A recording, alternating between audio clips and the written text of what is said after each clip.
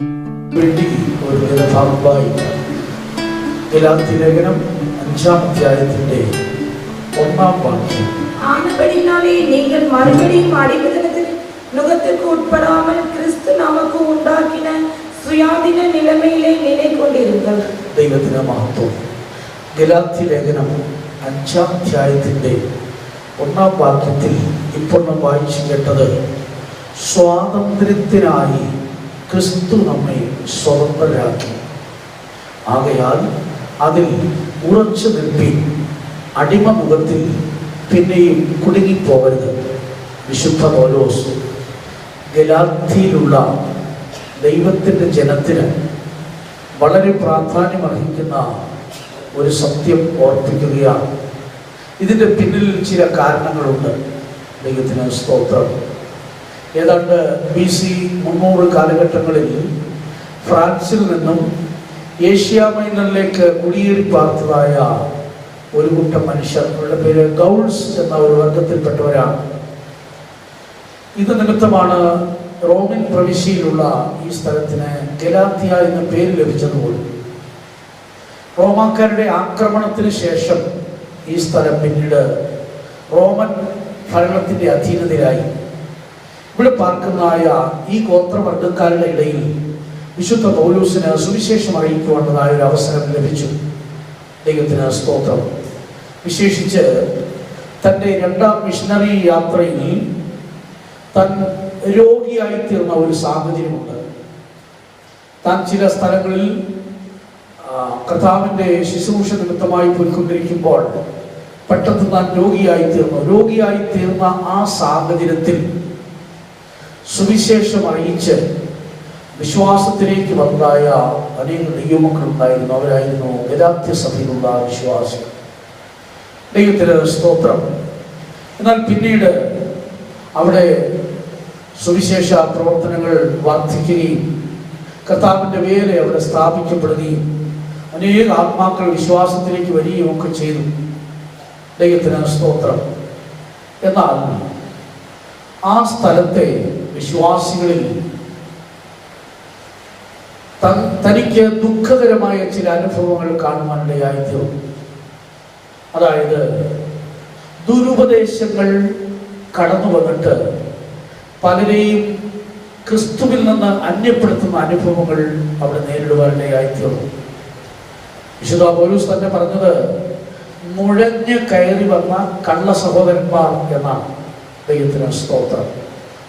അവർ ചെയ്തത് ഈ ന്യായപ്രമാണവും കൃപയും കൂടെ കൂട്ടിക്കലർത്തിയിട്ട് ഇതിൽ കൂടെ രക്ഷ പ്രാപിപ്പാൻ സാധിക്കും എന്നൊക്കെ പറഞ്ഞുകൊണ്ട് ജനങ്ങളെ ഏതാണ്ട് ക്രിസ്തുവിൽ നിന്ന് ഏറെക്കുറെ അവർ അന്യപ്പെടുത്തുന്ന നിലവാരത്തിലേക്ക് വന്നു.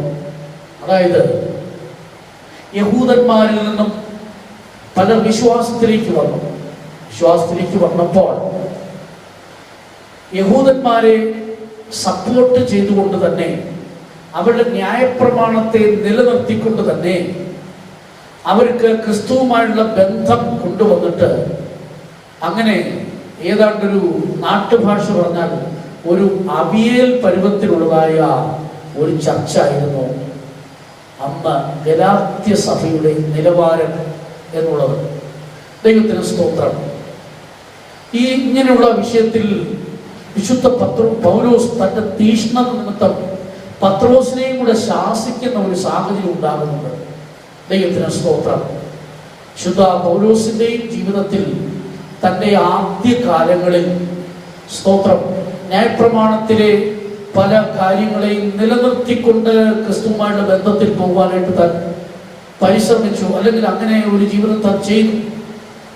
അങ്ങനെയാണ് എല്ലാവരെയും നേടേണ്ടതിന് വേണ്ടി താൻ എല്ലാവർക്കും എല്ലാമായി തീർന്ന ചില സന്ദർഭങ്ങളൊക്കെ ഉണ്ട്. ദൈവത്തിന് സ്തോത്രം. തിമോഥെയോസിനെ പരിച്ഛേദന ഏൽപ്പിച്ചതൊക്കെ അങ്ങനെയാണ്. തിമോഥെയോസ് യവനനായിരുന്നു. തൻ്റെ കൂടെ ശുശ്രൂഷയ്ക്കായി കൂടിയപ്പോൾ തന്നെ പരിച്ഛേദന കഴിപ്പിച്ചതായിട്ട് അപ്പോസ്തലപ്രവൃത്തി 16-ാം അധ്യായത്തിൽ പറയുന്നുണ്ട്. ദൈവത്തിന് സ്തോത്രം. എന്നാൽ തീത്തോസിനെ അതിനെ നിർബന്ധിച്ചില്ല. അതായത് തൻ്റെ ശുശ്രൂഷയുടെ ആദ്യ ഭാഗങ്ങളിലൊക്കെ ന്യായപ്രമാണത്തിന് പ്രാധാന്യം കൊടുത്തൊക്കെ താൻ ജീവിച്ചു. കാരണം ന്യായപ്രമാണത്തിലുള്ള തൻ്റെ തീഷ്ണത നിമിത്തം ഒരു സമയത്ത് ദൈവത്തിൻ്റെ സഭയെ താൻ അറിയാതെ ഉപദ്രവിച്ച ഒരു കാലഘട്ടം ഉണ്ടായിരുന്നു. അക്കാലങ്ങളിലായിരുന്നു ദൈവത്തിൻ്റെ സഭയെ നശിപ്പിക്കുവാൻ വേണ്ടി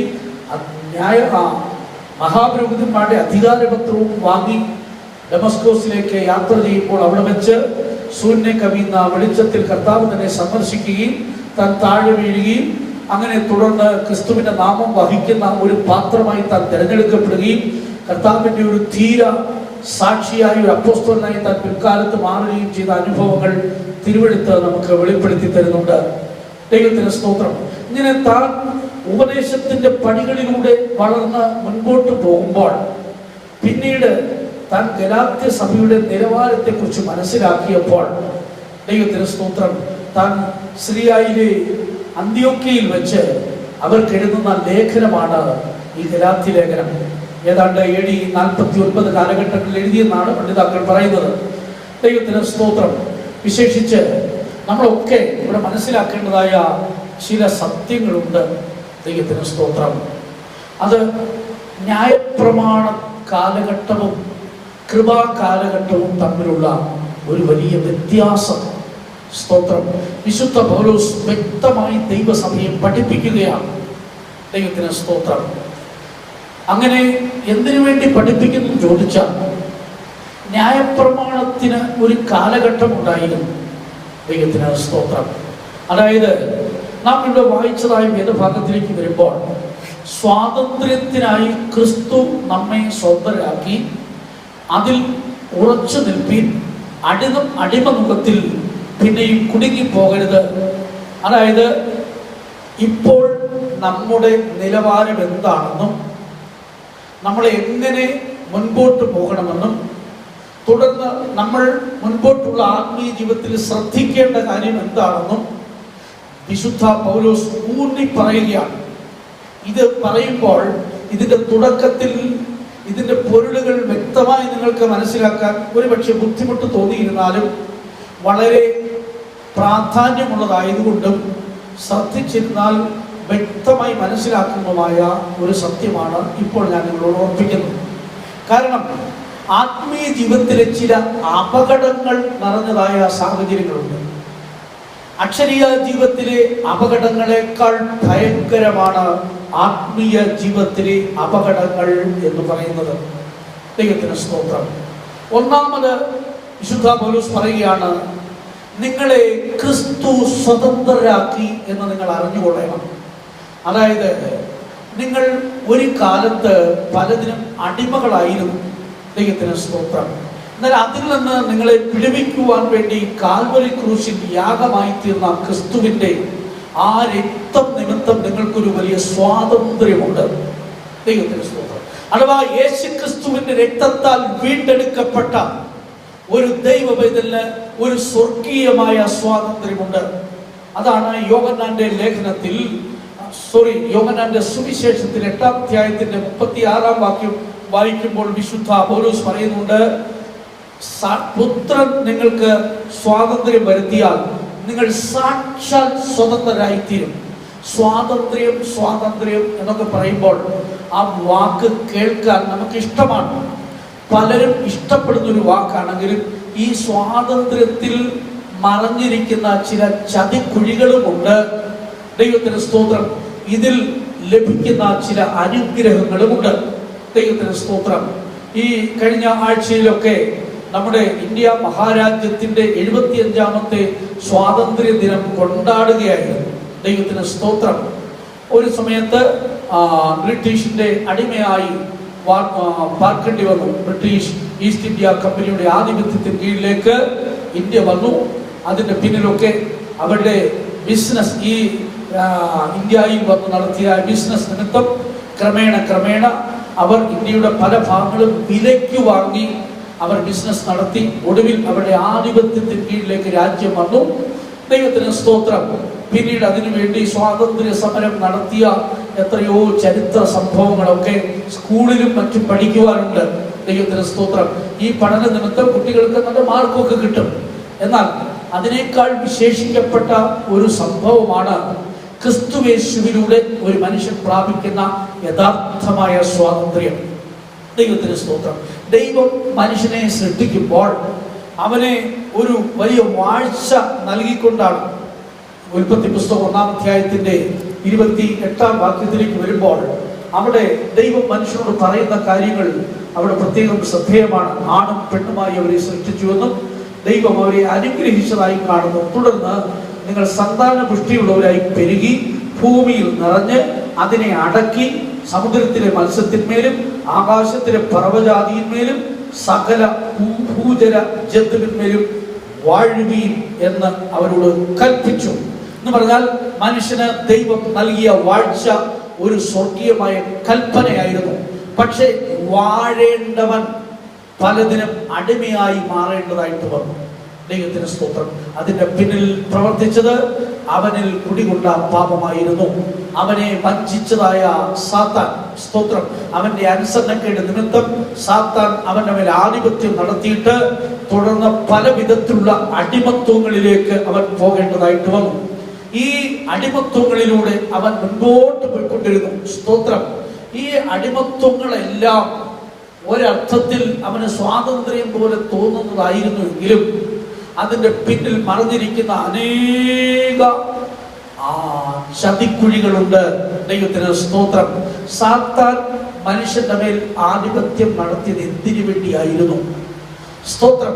അവനെ തോട്ടത്തിൽ നിന്ന് പുറത്താക്കി, അവന്റെ തേജസ് നഷ്ടപ്പെട്ടു, അവന്റെ അവകാശം നഷ്ടപ്പെട്ടു, ദൈവത്തോടുള്ള കൂട്ടായ്മ നഷ്ടപ്പെട്ടു, സാദൃശ്യം നഷ്ടപ്പെട്ടു, തേജസ് നഷ്ടപ്പെട്ടു, ഇങ്ങനെയുള്ള കാര്യങ്ങളെല്ലാം നഷ്ടപ്പെട്ടുവെങ്കിലും അതിനപ്പുറത്ത് അവന്റെ നിത്യ അവകാശം അവന് നഷ്ടപ്പെടുകയായിരുന്നു. അവന്റെ നിത്യജീവൻ അവന് നഷ്ടപ്പെടുകയായിരുന്നു. നിത്യജീവൻ, നിത്യ അവകാശങ്ങളൊക്കെ നഷ്ടപ്പെട്ട് കഴിയുമ്പോൾ എന്താണ് അവന് സംഭവിക്കുന്നത്? മരണത്തോടുകൂടെ അവൻ എവിടേക്ക് പോകുന്നു? പിശാചിനും അവന്റെ കൂട്ടർക്കും ഒരുക്കിയിരിക്കുന്ന നിത്യ അഗ്നിയിലേക്ക് അവന്റെ ആത്മാവ് നിപതിക്കുന്നു. ദൈവത്തിന് സ്തോത്രം. ഇതാണ് അവന്റെ ജീവിതത്തിൽ ഒടുവിലായി സംഭവിക്കുന്നത്. അതിനു വേണ്ടിയായിരുന്നു സാത്താൻ അവനെ ആദ്യം അടിമപ്പെടുത്തുന്നത്. ദൈവത്തിന് സ്തോത്രം. അവനെ അടിമപ്പെടുത്തുവാൻ വേണ്ടി എന്തായിരുന്നു ചെയ്തത്? തന്ത്രപരമായി പലതും അവന് നൽകുകയായിരുന്നു. ദൈവത്തിന് സ്തോത്രം. ദൈവം അരുത് എന്ന് പറഞ്ഞതൊക്കെ അവനെ കൊണ്ട് ചെയ്യിക്കുകയാണ്. ദൈവം വേണ്ട എന്ന് പറഞ്ഞതിനൊക്കെ അവനിൽ കൂടുതൽ ആകർഷണം നൽകുകയാണ്. ആ തിന്നരുതാത്ത വൃക്ഷഫലം നോക്കി അത് വളരെ നല്ലതെന്ന് കണ്ടു, ജ്ഞാനം പ്രാപിപ്പാൻ കാമ്യമാണ്, കാണുവാൻ നല്ലത്, ഇങ്ങനെ അതിങ്കിലേക്കൊരു ആകർഷണം സാത്താൻ അവരുടെ ഹൃദയത്തിലേക്ക് കൊണ്ടുവരികയാണ്. ദൈവത്തിന് സ്തോത്രം. എന്ന് പറഞ്ഞാൽ സാത്താൻ പലതിനെയും ആകർഷിപ്പിച്ച് മനുഷ്യനെ വഞ്ചിക്കുകയായിരുന്നു. കർത്താവായ യേശു ക്രിസ്തുവിനെ പോലും ലോകത്തിന്റെ മഹത്വങ്ങളെല്ലാം കാണിച്ചിട്ട് ഒന്ന് വീണ് നമസ്കരിച്ചാൽ ഇതൊക്കെ നിനക്ക് തരാം. ദൈവത്തിന് സ്തോത്രം. ലോകത്തിന്റെ മഹത്വങ്ങളെ കാണിച്ചിട്ട് യേശുവിനെ പോലും വഞ്ചിക്കാൻ ശ്രമിച്ച പിശാച് എത്രയോ പേരെ ഇന്നും അങ്ങനെ വഞ്ചിച്ചു കൊണ്ടിരിക്കുന്നു.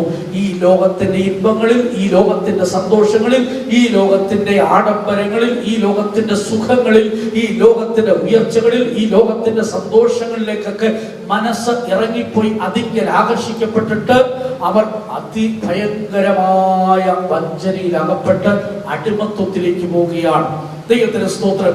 ഇങ്ങനെയുള്ള അടിമത്വത്തിൽ നിന്നൊക്കെ മനുഷ്യനെ പൂർണ്ണമായിട്ട് വിടുവിക്കേണ്ടതിന് വേണ്ടിയായിരുന്നു കർത്താവായ യേശു ക്രിസ്തു ലോകത്തിലേക്ക് വരുന്നത്.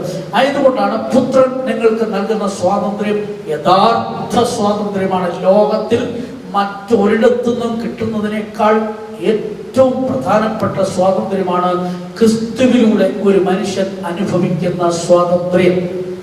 ദൈവത്തിന് സ്തോത്രം. ആ സ്വാതന്ത്ര്യത്തിന് അനേക പ്രത്യേകതകളുണ്ട്. ദൈവത്തിന് സ്തോത്രം. ഇവിടെ നാം വായിച്ചു കേട്ടത് സ്വാതന്ത്ര്യത്തിനായിട്ട് ക്രിസ്തു നിങ്ങളെ സ്വതന്ത്രരാക്കി എന്ന പദം കേൾക്കുമ്പോൾ തന്നെ മനസ്സിലാക്കാൻ സാധിക്കും. യേശു ക്രിസ്തു ക്രൂശിക്കപ്പെട്ടിടത്തോളം, യേശു ക്രിസ്തു ക്രൂശിൽ മരിച്ചിടത്തോളം ഇനി ഒരു മനുഷ്യനും അടിമയായിരിക്കാൻ പാടില്ല. ഇനി ആരെങ്കിലും അടിമകളായി ഇരിക്കുന്നുവെങ്കിൽ അതിന്റെ ഉത്തരവാദിത്വം അവർ തന്നെയാണ്.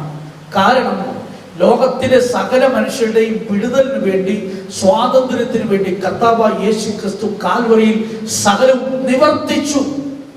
സുവിശേഷകർ സുവിശേഷത്തിലൂടെ ഇത് മനുഷ്യനെ ബോധ്യമാക്കി കൊടുക്കുന്നത് മാത്രമാണ്. പക്ഷെ ഈ സ്വാതന്ത്ര്യം അനുഭവിക്കുന്നത് ഓരോരുത്തരുടെയും വ്യക്തിപരമായ വിഷയമാണ്. ക്രിസ്തുവിലൂടെയുള്ള സ്വാതന്ത്ര്യം ഒരു വ്യക്തി അനുഭവിക്കാൻ തുടങ്ങുമ്പോൾ അതിന്റെ പ്രത്യേകത എന്തെന്നറിയാമോ? സകല അടിമത്വങ്ങളിൽ നിന്നും അവർ വിടുവിക്കപ്പെടുകയാണ്. പിശാച് അവന്റെ മേൽ കൊണ്ടുവരുന്ന ധാരാളം അടിമത്വങ്ങളുണ്ട്. ദൈവത്തിന് സ്തോത്രം. ഇസ്രായേൽ മക്കളുടെ ജീവിതത്തിൽ കൊണ്ടുവന്നായ പല അടിമ മുഖങ്ങൾ ഉണ്ടായിരുന്നു. ദൈവത്തിന് സ്തോത്രം. അതിലൊന്നാണ് മിസ്രൈമ്യ അടിമത്വം. ദൈവത്തിന് സ്തോത്രം. ലേവ്യ പുസ്തകം 26-ാം അധ്യായത്തിന്റെ 13-ാം വാക്യം വായിക്കുമ്പോഴും യെഹെസ്കേൽ പ്രവചനം 30-ാം അധ്യായത്തിന്റെ 18-ാം വാക്യം വായിക്കുമ്പോഴും ഒക്കെ അവരെ മിസ്രൈമ്യ അടിമത്വത്തിൽ നിന്ന് വിടുവിച്ചതായി കാണാൻ സാധിക്കുന്നു. ദൈവത്തിന് സ്തോത്രം. എന്ന് പറഞ്ഞാൽ ഒരു മിസ്രൈമ്യ മുഖം അവരുടെ മേലുണ്ടായിരുന്നു. ദൈവത്തിന് സ്തോത്രം. അവരെ അടിമകളാക്കുന്ന ഒരു മുഖം അവരുടെ കഴുത്തിൽ വച്ചതായി കാണാൻ സാധിക്കും. ദൈവത്തിന് സ്തോത്രം. ആയതുപോലെ അവരെ അടിമത്വത്തിലേക്ക് കൊണ്ടുവന്നായ മറ്റൊരു രാഷ്ട്രമായിരുന്നു അശൂർ. യെശയ്യാ പ്രവചനം 14:25 അശൂറിന്റെ മുഖം എടുത്തു കളയുന്നതിനെ കുറിച്ച് പറയുന്നുണ്ട്. അതുപോലെ ബാബിലോണ്യ മുഖം യിരെമ്യാ പ്രവചനം 28-ാം അധ്യായത്തിൽ 1-ാം വാക്യം 11-ാം വാക്യം തുടർന്ന് അനേക വേദഭാഗങ്ങളിൽ ബാബിലോന്യ മുഖത്തെ കുറിച്ച് പറയുന്നുണ്ട്. ദൈവത്തിന് സ്തോത്രം. ഇങ്ങനെ പലരുടെ മേലും ചുമത്തുന്ന സാത്താന്യ മുഖങ്ങളുണ്ട്. ദൈവത്തിന് സ്തോത്രം.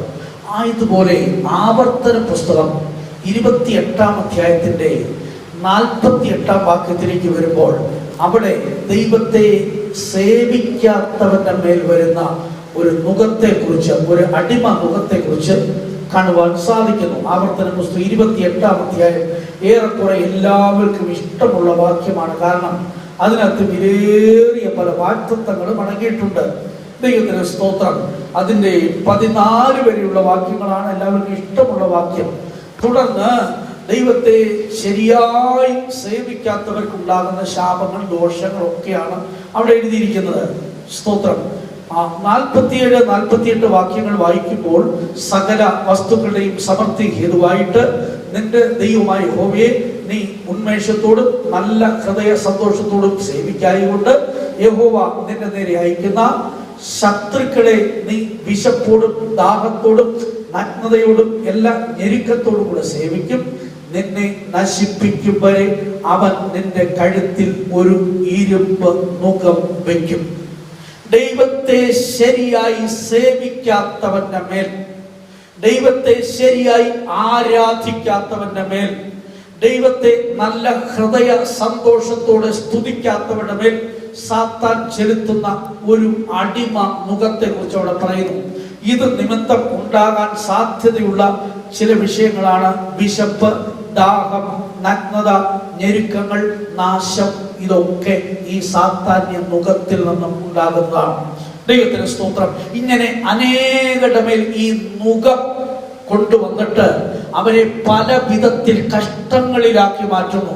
ഇന്നും സാത്താന്യ മുഖത്തിന്റെ കീഴിൽ ദുഃഖങ്ങൾ, വേദനകൾ, നെടുവീർപ്പുകൾ, പ്രശ്നങ്ങൾ അനുഭവിക്കുന്ന ആയിരങ്ങളുണ്ട്. എന്നാൽ തിരുവെഴുത്ത് എന്തു പറയുന്നു? ക്രിസ്തു നിങ്ങളെ സ്വതന്ത്രരാക്കി. ക്രിസ്തുവിന്റെ രക്തം നിമിത്തം, കാൽവരിയിൽ ഒഴുക്കപ്പെട്ട രക്തം നിമിത്തം ഇനി നീ അടിമയായിരിക്കേണ്ട, നിനക്ക് സ്വാതന്ത്ര്യമുണ്ട്. അത് നീ എടുത്ത് അനുഭവിച്ചു കൊള്ളണം. ദൈവത്തിന്റെ സ്തോത്രം. ഇന്ന് ദൈവത്തിന്റെ ശബ്ദം കേൾക്കുന്ന ഓരോരുത്തരോടും പരിശുദ്ധാത്മാവ് പറയുകയാണ്, ക്രിസ്തുവിലൂടെ, ക്രിസ്തുവിന്റെ രക്തത്താലുള്ള സ്വാതന്ത്ര്യം നമ്മുടെ ജീവിതത്തിൽ നാം എടുത്ത് അനുഭവിക്കണം. എങ്ങനെ അത് അനുഭവിക്കാൻ സാധിക്കും? കർത്താവേ, നീ എനിക്ക് വേണ്ടി കാൽവരിയിൽ മരിച്ചു. യേശു ക്രിസ്തു ക്രൂശിൽ മരിച്ചതിനാൽ എന്റെ അടിമ മുഖം തകർക്കപ്പെട്ടു എന്ന് ഞാൻ വിശ്വസിക്കുന്നുവെന്ന് ഏറ്റുപറയുമ്പോൾ ആ രോഗത്തിന്റെ മുഖം, ആ ബലഹീനതയുടെ മുഖം, ആ കഷ്ടത്തിന്റെ മുഖം, ആ ഭയത്തിന്റെ മുഖം, ആ ഭാരത്തിന്റെ മുഖം, ആ പ്രശ്നങ്ങളുടെ മുഖം തകർക്കപ്പെടുവാനിടയായിത്തീരും. ദൈവത്തിന് സ്തോത്രം. ആ മുഖം തകർക്കുന്നത് കർത്താവായ യേശു ക്രിസ്തുവിന്റെ കാൽവറി രക്തത്തിൽ കൂടിയാണ്. പ്രവാചകൻ യെശയ്യാവ് പറയുന്നത് പുഷ്ടി നിമിത്തം മുഖം തകർന്നു പോകുമെന്നാണ്. ദൈവത്തിന്റെ സ്തോത്രം എന്ന് പറഞ്ഞാൽ അവിടെ ഇംഗ്ലീഷിൽ അനോയിന്റിംഗ് എന്ന പദമാണ്. ദൈവത്തിന്റെ സ്തോത്രം. അഭിഷേകം നിമിത്തം ആ മുഖം തകർക്കപ്പെട്ടു പോവുകയാണ്. ദൈവത്തിന്റെ സ്തോത്രം. ഇങ്ങനെ വിവിധ മുഖങ്ങളുണ്ട്. എന്നാൽ ഇവിടെ വിശുദ്ധ പൗലോസ് വളരെ പ്രധാനമായ ഒരു സത്യം ദൈവജനത്തെ ഓർപ്പിക്കണം. അവർ വിശ്വാസത്തിലേക്ക് വന്നുവെങ്കിലും അവരുടെ മേൽ ആധിപത്യം നടത്തിയ രണ്ട് പ്രധാന മുഖങ്ങളെ കുറിച്ച് പറയുന്നുണ്ട്. ആ രണ്ട് മുഖങ്ങളിൽ ഒന്ന് ഈ ലോകത്തിന്റെ ആദിപാഠങ്ങൾക്കനുസരിച്ചുള്ള അവരുടെ ജീവിതമായിരുന്നു. ദൈവത്തിന് സ്തോത്രം. ഗലാത്യലേഖനം 4-ാം അധ്യായത്തിന്റെ 4-ാം വാക്യത്തിലേക്ക് വരുമ്പോൾ അവിടെ കാണാൻ കഴിയുന്നു, നിങ്ങൾ അന്ന് ശിശുക്കളായിരുന്നു, അന്ന് ലോകത്തിന്റെ ആദിപാഠങ്ങളിൽ കീഴിൽ നിങ്ങൾ അടിമപ്പെട്ടിരുന്നു. സ്തോത്രം. ദൈവജനത്തെ അടിമപ്പെടുത്തിക്കൊണ്ടിരിക്കുന്ന ഒരു മുഖത്തെ കുറിച്ച് അവരെ ഓർമ്മപ്പെടുത്തുകയാണ്. അവർ സുവിശേഷം കേട്ട് വിശ്വാസത്തിലേക്ക് വന്നുവെങ്കിലും അവരുടെ ഇടയിൽ പല ദുരുപദേഷ്ടാക്കന്മാർ എഴുന്നേറ്റിട്ട് പല ഭിന്ന അഭിപ്രായങ്ങൾ അവരുടെ ഇടയിൽ ഉണ്ടാകുകയും ദൈവത്തിന് സ്തോത്രം യാഥാർത്ഥ്യത്തെ മനസ്സിലാക്കാൻ കഴിയാതെ വണ്ണം അവരുടെ ചിന്തകളെ തിരിക്കുകയും ചെയ്തതായിട്ട് കാണാൻ സാധിക്കുന്നു. ദൈവത്തിന് സ്തോത്രം. അതായത് അവർ ആത്മീയ ജീവിതത്തിൽ ശിശുക്കളായിരുന്നു. തിരുവെടുത്ത് പറയുന്നത് നിങ്ങൾ തിന്മയ്ക്ക് ശിശുക്കളായിരിക്കണം, ബുദ്ധിയിൽ നിങ്ങൾ മുതിർന്നവരായിരിക്കണം. കൊരിന്ത്യ സഭയിലുള്ള ശിശുക്കളായ മനുഷ്യരെ കുറിച്ച് പറയുന്നു, നിങ്ങളുടെ ഇടയിൽ ഈർഷ്യയും പിണക്കവും ഒക്കെ ഇരിക്കെ നിങ്ങൾ ഇന്നും ശിശുക്കളാണ്. ദൈവത്തിന്റെ സ്തോത്രം. അങ്ങനെ ശിശുത്വ സ്വഭാവത്തിലേക്ക് അഥവാ ആത്മീയത്തിൽ ശിശുക്കളായിരിക്കുന്നവരെ കുറിച്ച് പറയുകയാണ്. അവർ ഈ ലോകത്തിന്റെ ആദിപാഠങ്ങളിൽ കീഴിൽ അടിമപ്പെട്ടവരായിരുന്നു. അതായത് ഈ ഗൗഡ്സ് ഗോത്രക്കാരുടെ ഇടയിൽ അവർ ജാതികളിൽ നിന്ന് വിശ്വാസത്തിലേക്ക് വന്നവരാണ്. ദൈവത്തിന് സ്തോത്രം. അവരുടെ ഇടയിൽ ജാതീയമായ പല ആചാരങ്ങൾ നിലനിന്നിരുന്നു. ദൈവത്തിന് സ്തോത്രം. ജാതീയമായ ആചാരങ്ങൾ എന്ന് പറയുമ്പോൾ സത്യദൈവത്തെ ശരിയായി സേവിക്കാൻ കഴിയാത്ത നിമിത്തം പല വിധത്തിൽ തെറ്റായ ആചാരങ്ങളിൽ മനുഷ്യർ വന്നുകൂടി. ഒന്നാമത്തെ മഹാപുരോഹിതനായ അഹരോന്റെ ശുശ്രൂഷ കാലങ്ങളിൽ പോലും തനിക്ക് പ്രമാണം ലഭിക്കുന്നതിന് മുൻപ് സീനായ് മലയുടെ അടിവാരത്തിൽ വെച്ച് ഇസ്രായേൽ മക്കൾക്ക് കാളക്കുട്ടിയെ ഉണ്ടാക്കി കൊടുത്തിട്ട് അതിന്റെ മുമ്പിൽ ആർത്ത് അങ്ങനെ പോയതായ സംഭവം നമുക്കറിയാമല്ലോ. ദൈവത്തിന് സ്തോത്രം. ദൈവജനത്തെ നടത്തുവാൻ ദൈവത്താൽ തിരഞ്ഞെടുക്കപ്പെട്ടതായ വ്യക്തികളിൽ പോലും ഇങ്ങനെയുള്ള തെറ്റായ കാര്യങ്ങൾ ഉണ്ടായി. തുടർന്ന് എത്രയോ തെറ്റായ ആചാരങ്ങൾ കടന്നുകൂടി. സ്തോത്രം. മനുഷ്യനെ ഭയപ്പെടുത്തുന്നതിനെയൊക്കെ അവർ ആരാധിക്കാൻ തുടങ്ങി. മിഥ്യാമൂർത്തികളെ ആരാധിക്കാൻ തുടങ്ങി, സൂര്യനെ ആരാധിക്കാൻ തുടങ്ങി, ചന്ദ്രനെ ആരാധിക്കാൻ തുടങ്ങി, നക്ഷത്രങ്ങളെ ആരാധിക്കാൻ തുടങ്ങി, പ്രകൃതി ശക്തികളെ ആരാധിക്കാൻ തുടങ്ങി. അങ്ങനെ പ്രകൃതിയൊക്കെ അവർ ദേവന്മാരും ദേവികളുമാക്കി മാറ്റി. വിശുദ്ധ പൗലോസും ബർന്നാബാസും ഒക്കെ ശുശ്രൂഷ ചെയ്യുമ്പോൾ അവരുടെ ശുശ്രൂഷയിൽ അത്ഭുതങ്ങൾ വെളിപ്പെട്ടപ്പോൾ ആസിയിലുള്ള ജനങ്ങൾ അവരെ കുറിച്ച് പറഞ്ഞ് ഇന്ദ്രനും ബുധനും വെളിപ്പെട്ടു എന്നാണ്. ദൈവത്തിന് സ്തോത്രം. കാരണം അവരുടെ അറിവ് അത്രയേ ഉള്ളൂ. ബുധൻ വെളിപ്പെട്ടു. ബുധൻ എന്ന് പറയുന്ന ഒരു ഗ്രഹമാണ്. ദൈവത്തിന് സ്തോത്രം. അതുപോലെ ജ്യോതിർഗോളങ്ങളെ ഒക്കെ അവർ ആരാധ്യരാക്കി മാറ്റി. ഇങ്ങനെ അവർ അവരെ അടിമപ്പെടുത്തുന്ന ഒരു മുഖമാണെന്ന് ദൈവത്തിന്റെ ആത്മാവ് വെളിപ്പെടുത്തി കൊടുക്കുകയാണ്. ദൈവത്തിന്റെ സ്തോത്രം. തെറ്റായ ആചാരങ്ങൾ, തെറ്റായ ആരാധനകൾ, പ്രകൃതി ശക്തികളിൽ ആരാധിച്ച് സത്യദൈവത്തുള്ള വിശ്വാസം നഷ്ടപ്പെടുന്നു, ദൈവത്തുള്ള ബന്ധം നഷ്ടപ്പെട്ടു പോകുന്നു. ഇതൊക്കെ ഭയങ്കര അടിമത്വമാണ്. ഇന്ന് നാം നോക്കിയാൽ എത്രയോ വിദ്യാഭ്യാസമുള്ള മനുഷ്യർ, നല്ല പഠിപ്പുള്ള അറിവുള്ള മനുഷ്യരൊക്കെ മിഥ്യാമൂർത്തികളുടെ മുമ്പിൽ ചെന്ന് വണങ്ങുന്നു. സ്തോത്രം. അതേ സംസാരിക്കാൻ കഴിയാത്ത, കേൾക്കാൻ കഴിയാത്ത വിഗ്രഹങ്ങളുടെ മുമ്പിലൊക്കെ പോയിരുന്ന് നമസ്കരിക്കുന്നു. എത്ര അധമമായ കാര്യമാണ്. ഫോട്ടോയുടെ മുമ്പിൽ നിന്ന് പ്രാർത്ഥിക്കുന്നു, രൂപങ്ങളുടെ മുമ്പിൽ നിന്ന് പ്രാർത്ഥിക്കുന്നു. ഒരു കൊച്ചു കുട്ടിക്ക് പോലും മനസ്സിലാക്കാൻ സാധിക്കും ഇതിന് ജീവനില്ല എന്നും, ഇത് മനുഷ്യന്റെ കൈവേലയാണെന്നും, ഇതിന് സംസാരിക്കാൻ കഴിയത്തില്ലെന്നും, ഇതിന് നമ്മോട് പ്രതികരിക്കാൻ കഴിയത്തില്ലെന്നും ഒക്കെ മനസ്സിലാക്കാൻ ഒരു കോളേജിലും പഠിക്കേണ്ട, ബൈബിൾ വായിച്ചില്ലേലും എല്ലാവർക്കും അറിയാം ഇതിന് ജീവനില്ലാത്തതാണ്. എങ്കിലും എത്ര അറിവുള്ള വിദ്യാസമ്പന്നരായ മനുഷ്യർക്ക് ഇതിന്റെ മുമ്പിൽ കുമ്പിടാൻ പോകുമ്പോൾ സ്തോത്രം, എത്ര ഭയങ്കര അടിമത്വം അവരുടെ മേൽ വരുന്നു. എന്താണ് കാരണം? സ്തോത്രം, ദൈവപ്രതിമയായ ക്രിസ്തുവിന്റെ തേജസ്സുള്ള സുവിശേഷത്തിന്റെ പ്രകാശനം ശോഭിക്കാതിരിക്കാൻ ഈ ലോകത്തിന്റെ ദൈവം അവിശ്വാസികളുടെ മനസ്സിനെ കുരുടാക്കി കളഞ്ഞു എന്നാണ് വിശുദ്ധ പൗലോസ് പറഞ്ഞത്. എത്രയോ മനുഷ്യ മനസ്സുകളെ ഈ ലോകത്തിൻ ദൈവം കുരുടാക്കിക്കൊണ്ടിരിക്കുന്നു. ലോകത്തെ ആധിപത്യം നടത്തുന്ന ദേവന്മാരുണ്ട്. ഓരോ ദേശങ്ങളിൽ മേൽ ആധിപത്യം നടത്തുന്ന പ്രകൃതി ശക്തികളുണ്ട്. ദൈവത്തിന് പ്രകൃതി ശക്തികളല്ല, അന്ധകാരത്തിന്റെ ശക്തികൾ. സ്തോത്രം, ഒരു ദൈവഭയത്തിന്റെ യുദ്ധങ്ങളുണ്ട് എന്ന് വിശുദ്ധ പൗലോസ് പറയുന്നു. മനുഷ്യരോടുള്ള യുദ്ധമല്ല. വിശുദ്ധ പൗലോസ് പറയുന്നത്, ഞങ്ങൾ ജഡത്തിൽ സഞ്ചരിക്കുന്നവരെങ്കിലും ജഡപ്രകാരം ഞങ്ങൾ പോരാടുന്നില്ല. ഞങ്ങളുടെ പോരിന്റെ ആയുധങ്ങൾ ജഡീയങ്ങളല്ല, പിന്നെയോ ദൈവസന്നിധിയിൽ ശക്തിയുള്ളതാണ്. എന്തൊക്കെയാണ് ആയുധങ്ങളെന്ന് എഫേസ്യ ലേഖനം 6-ാം അധ്യായത്തിൽ വിശുദ്ധ പൗലോസ് എടുത്തു പറയുന്നുണ്ട്. എന്താണ് ആ ആയുധങ്ങൾ? സ്തോത്രം, സ്വലോകങ്ങളിലെ ദൈവത്തിന്റെ സർവായുധ വർഗമായ ആത്മാവിന്റെ ആയുധങ്ങൾ എടുത്തുകൊണ്ട് പോരാടുന്നു. എന്തിനോടാണ് പോരാടുന്നത്? ദൈവത്തിന്റെ ജനത്തോട് പോരാടുന്ന 4 ശക്തികളെ കുറിച്ച് എഫേസ്യർ 6-ൽ പറയുന്നുണ്ട്. ഏതൊക്കെയാണ്? വാഴ്ചകൾ, അധികാരങ്ങൾ, അന്ധകാരത്തിന്റെ ലോകാധിപതികൾ, സ്വലോകങ്ങളിലെ ദുഷ്ടാത്മസേന. നേവി, ആർമി, എയർഫോഴ്സ് എന്നൊക്കെ പറയുന്നത് പോലെ വാഴ്ചകൾ, അധികാരങ്ങൾ, അന്ധകാരത്തിന്റെ ലോകാധിപതികൾ, സ്വലോകങ്ങളിലെ ദുഷ്ടാത്മസേന, ഇങ്ങനെ 4 ശക്തികൾ, അതേ 4 ദിക്കുകളിൽ നിന്ന് പ്രവർത്തിച്ചുകൊണ്ടിരിക്കുകയാണ്. ഇത് അതിൽ ഒന്നാണ് അന്ധകാരത്തിന്റെ ലോകാധിപതികൾ.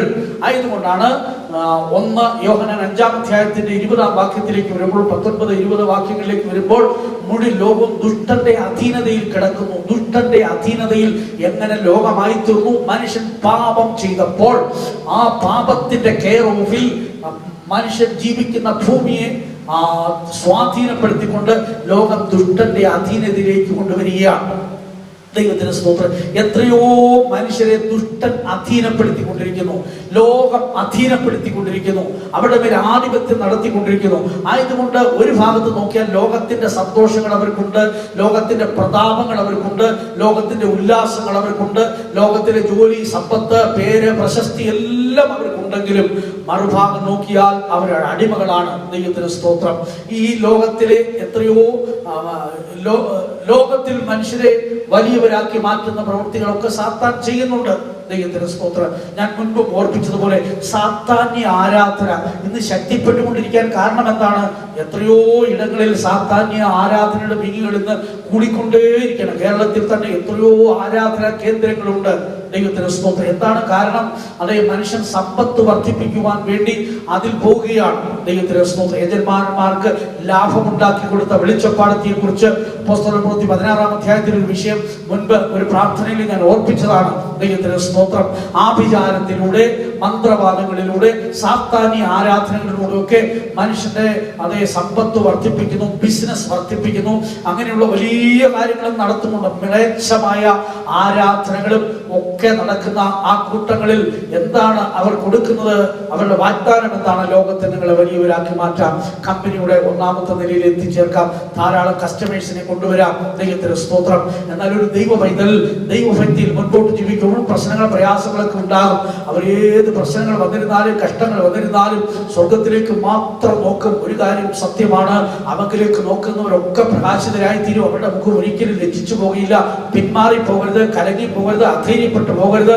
നേരെ മുൻപോട്ട് പോയാൽ മതി. ശത്രുവും നിന്റെ മുമ്പിൽ നിന്ന് ഓടിപ്പോകും. അത് സത്യമാണ്. കാത്തിരിക്കാൻ കഴിയാത്തത് കൊണ്ട്, വിശുദ്ധീകരണവും ദൈവത്തിന്റെ പ്രമാണവും ഒക്കെ കാക്കാൻ കഴിയാത്തത് കൊണ്ട് എന്ത് ചെയ്യുന്നു? സാത്താന്റെ അടിമകളായി മാറ്റപ്പെടുകയാണ്. ഈ ലോകത്തിലെ സുഖം, സന്തോഷം എല്ലാം അവർക്ക് നൽകുകയാണ്, എല്ലാ പ്രതാപങ്ങളും അവർക്ക് കൊടുക്കുകയാണ്. ദൈവത്തിന്റെ സ്തോത്രം. ഇതൊക്കെ വാഗ്ദാനം ചെയ്തുകൊണ്ടാണ് അവന്റെ അടുക്കിലേക്ക് അനേകരെ കൊണ്ടുവരുന്നത്. സാത്താന്യ ആരാധനകളുടെ എണ്ണം ഇന്ന് വർദ്ധിച്ചുകൊണ്ടിരിക്കുകയാണ്. ഒരു കാലത്ത് മറവിടങ്ങളിൽ, ആരും അറിയാത്ത ഇടങ്ങളിലൊക്കെ, അത് പ്രതീക്ഷിക്കാത്ത സമയങ്ങളിലൊക്കെ ആയിരുന്നു. ഇപ്പോൾ അത് പ്രത്യക്ഷമായി രജിസ്റ്റർ ചെയ്ത ആരാധനാലയങ്ങളായി മാറിയിരിക്കുകയാണ്. വന്നുകൊണ്ടിരിക്കുകയാണ്. ദൈവത്തിന് സ്തോത്രം. അത്രമാത്രം വന്നുകൊണ്ടിരിക്കുക. അതെല്ലാം അധർമ്മമൂർത്തിയുടെ പ്രത്യക്ഷതയുടെ ഒരു തുടക്കമാണ് ദൈവമക്കളെ. ദൈവത്തിന് സ്തോത്രം. ഒടുവിൽ ഈ സാത്താന്യ ശക്തികൾ പൂർണ്ണമായി ലോകത്തിന്റെ ആധിപത്യം ഏറ്റെടുക്കാൻ പോവുകയാണ്. അതിന് ഇന്ന് തടസ്സമായി നിൽക്കുന്ന ദൈവത്തിന്റെ സഭയാണ്, പ്രാർത്ഥിക്കുന്ന ദൈവത്തിന്റെ ജനമാണ്, പരിശുദ്ധാത്മാവിന്റെ അഭിഷേകമാണ് അതിനെ തടഞ്ഞു നിർത്തിയിരിക്കുന്നത്. ദൈവത്തിന് സ്തോത്രം. ലോകത്തെ അടിമപ്പെടുത്തുന്ന ഭയങ്കരമായ ഒരു ശക്തിയുണ്ട്. ദൈവത്തിന് സ്തോത്രം. പല പ്രതാപങ്ങളിലേക്ക്, ഉയർച്ചയിലേക്ക് അവരെ കൊണ്ടുപോവുകയാണ്. ദൈവത്തിന് സ്തോത്രം. അങ്ങനെ ആ അടിമ മുഖം അവരുടെ മേൽ ചുമത്തിയിട്ട് അവര് ആ ദൈവികമായ ബന്ധത്തിൽ നിന്ന് അകന്നു പോവുകയാണ്. ദൈവത്തിന് സ്തോത്രം. ഈ ലോകത്തിന്റെ ആദിപാഠങ്ങൾ, സ്തോത്രം, ഞാൻ നേരത്തെ ഓർപ്പിച്ചല്ലോ, സ്തോത്രം, ദേശത്തിന്മേൽ ആധിപത്യം നടത്തുന്ന, രാജ്യത്തിന്മേൽ ആധിപത്യം നടത്തുന്ന ദുഷ്ടശക്തികളുണ്ട്. ദൈവത്തിന് സ്തോത്രം. ഞാൻ എപ്പോഴും ഓർക്കുന്നു, എന്റെ മാതൃസഭയിൽ ഒരു ദൈവദാസൻ ഇങ്ങനെ പ്രാർത്ഥിച്ചുകൊണ്ടിരിക്കുമ്പോൾ, ഒരു ദിവസം താൻ രാത്രി മുഴുവൻ പ്രാർത്ഥിക്കുന്ന ഒരു വ്യക്തിയാണ്. ഒരിക്കലും ഇതിനെ താൻ പ്രാർത്ഥിച്ചുകൊണ്ടിരിക്കുമ്പോൾ, ആരാധനാലയത്തിന്റെ മുറ്റത്തിരുന്ന് രാത്രിയിൽ പ്രാർത്ഥിച്ചുകൊണ്ടിരിക്കുമ്പോൾ ആ ദേശത്തിൽ ഒരു ശക്തി തന്റെ അടുക്കിലേക്ക് വന്നു. ഞാൻ ഈ ദേശത്തിന്മേൽ ആധിപത്യം നടത്തുന്ന ദേവിയാണെന്ന് പറഞ്ഞു. ദൈവത്തിന് ഒരു ക്ഷേത്രത്തിന്റെ പേരൊക്കെ പറഞ്ഞു. ദൈവത്തിന് സ്തോത്രം. അദ്ദേഹം ആ ദുഷ്ടാത്മാവിനെ ശാസിച്ചു കളഞ്ഞപ്പോൾ അത് പെട്ടെന്ന് ഓടിപ്പോവുകയും ആ ദിവസങ്ങളിൽ തന്നെ പല ആത്മാക്കൾ വിശ്വാസത്തിലേക്ക് വരുവാനൊക്കെ ഇടയായി തീർന്നു. ദൈവത്തിന് സ്തോത്രം. ആത്മാക്കളെ തടയുന്ന, ദൈവികമായി മുൻപോട്ട് പോകാനുള്ള ആഗ്രഹങ്ങളെ തടയുന്ന, നമ്മുടെ ആത്മീയ ജീവിതത്തെ തടയുന്ന ചില ദുഷ്ടശക്തികളുണ്ട്. സ്തോത്രം. പല ദേശങ്ങളിൽ കേന്ദ്രമാക്കിയൊക്കെ പ്രവർത്തിക്കും. പാർസി രാജ്യത്തിൽ ആധിപത്യം നടത്തിയിരുന്ന ഒരു പ്രഭുവിനെ കുറിച്ച് ദാനിയേൽ പ്രവചനത്തിൽ നമ്മൾ വായിക്കുന്നുണ്ട്. സ്തോത്രം. ഇങ്ങനെയുള്ള ദുഷ്ടശക്തികളൊക്കെ ഓരോ ദേശങ്ങളിൽ പ്രവർത്തിക്കും. എന്നാൽ ക്രിസ്തുവിലൂടെ പൂർണ്ണ സ്വാതന്ത്ര്യമുണ്ട്, വിടുതലുണ്ട്. പരിശുദ്ധാത്മാവുള്ളിടത്ത് സ്വാതന്ത്ര്യമുണ്ട്. രണ്ടുവിധ സ്വാതന്ത്ര്യത്തെ കുറിച്ച് ബൈബിൾ വ്യക്തമായി ഓർപ്പിക്കുന്നു. ഒന്ന് ക്രിസ്തുവിലൂടെയുള്ള സ്വാതന്ത്ര്യം, രണ്ട് പരിശുദ്ധാത്മാവിനാലുള്ള സ്വാതന്ത്ര്യം. കർത്താവിന്റെ ആത്മാവുള്ളിടത്ത് സ്വാതന്ത്ര്യമുണ്ട് എന്ന് വ്യക്തമായി ബൈബിൾ ഓർപ്പിക്കുകയാണ്. ദൈവത്തിന്റെ സ്തോത്രം. ഇങ്ങനെയുള്ള ദുഷ്ടാത്മ സേനകൾ പല ആധിപത്യം നടത്തിയിട്ട് പല ദുരാചാരങ്ങൾ കൊണ്ടുവരികയാണ്. എത്രയോ ക്രിസ്തീയ സഭകളിൽ ദുരാചാരങ്ങൾ പ്രവേശിച്ചു. ക്രിസ്തുവിനെ മൂലക്കല്ലായി, അപ്പോസ്തലന്മാരെ, പ്രവാചകന്മാരെ അടിസ്ഥാന കല്ലുകളായി, ജീവനുള്ള കല്ലുകളെ കൊണ്ട് സഭയെ പണിയുന്നു എന്ന് എഫേസ്യ ലേഖനം 2-ാം അധ്യായത്തിന്റെ 20 മുതലുള്ള വേദഭാഗങ്ങളിൽ വ്യക്തമായി വെളിപ്പെടുത്തുമ്പോൾ എത്രയോ സഭകളിൽ സ്ത്രീഹന്മാരെ അവരുടെ വ്യക്തികളെ മൂലക്കല്ലുകളാക്കിക്കൊണ്ട്, വ്യക്തികൾക്ക് പ്രാധാന്യം കൊടുത്തുകൊണ്ട് എത്രയോ സമൂഹങ്ങൾ സഭയാണെന്ന് പറഞ്ഞുകൊണ്ട് പണിയുന്നുണ്ട്. ദൈവത്തിന്റെ സ്തോത്രം. ക്രിസ്തുവേശു മൂലക്കല്ലാത്ത ഏതെല്ലാം സമൂഹങ്ങളുണ്ടോ അത് കർത്താവിന്റെ തിരുസഭയല്ല. ഏതാണ് തിരുസഭ എന്ന് പറഞ്ഞാൽ എന്താണ് അതിന്റെ അർത്ഥം? അതൊരു ഡിനോമിനേഷൻ അല്ല എന്ന് പ്രത്യേകം മനസ്സിലാക്കിക്കൊള്ളണം. പിന്നെയോ എന്താണ്?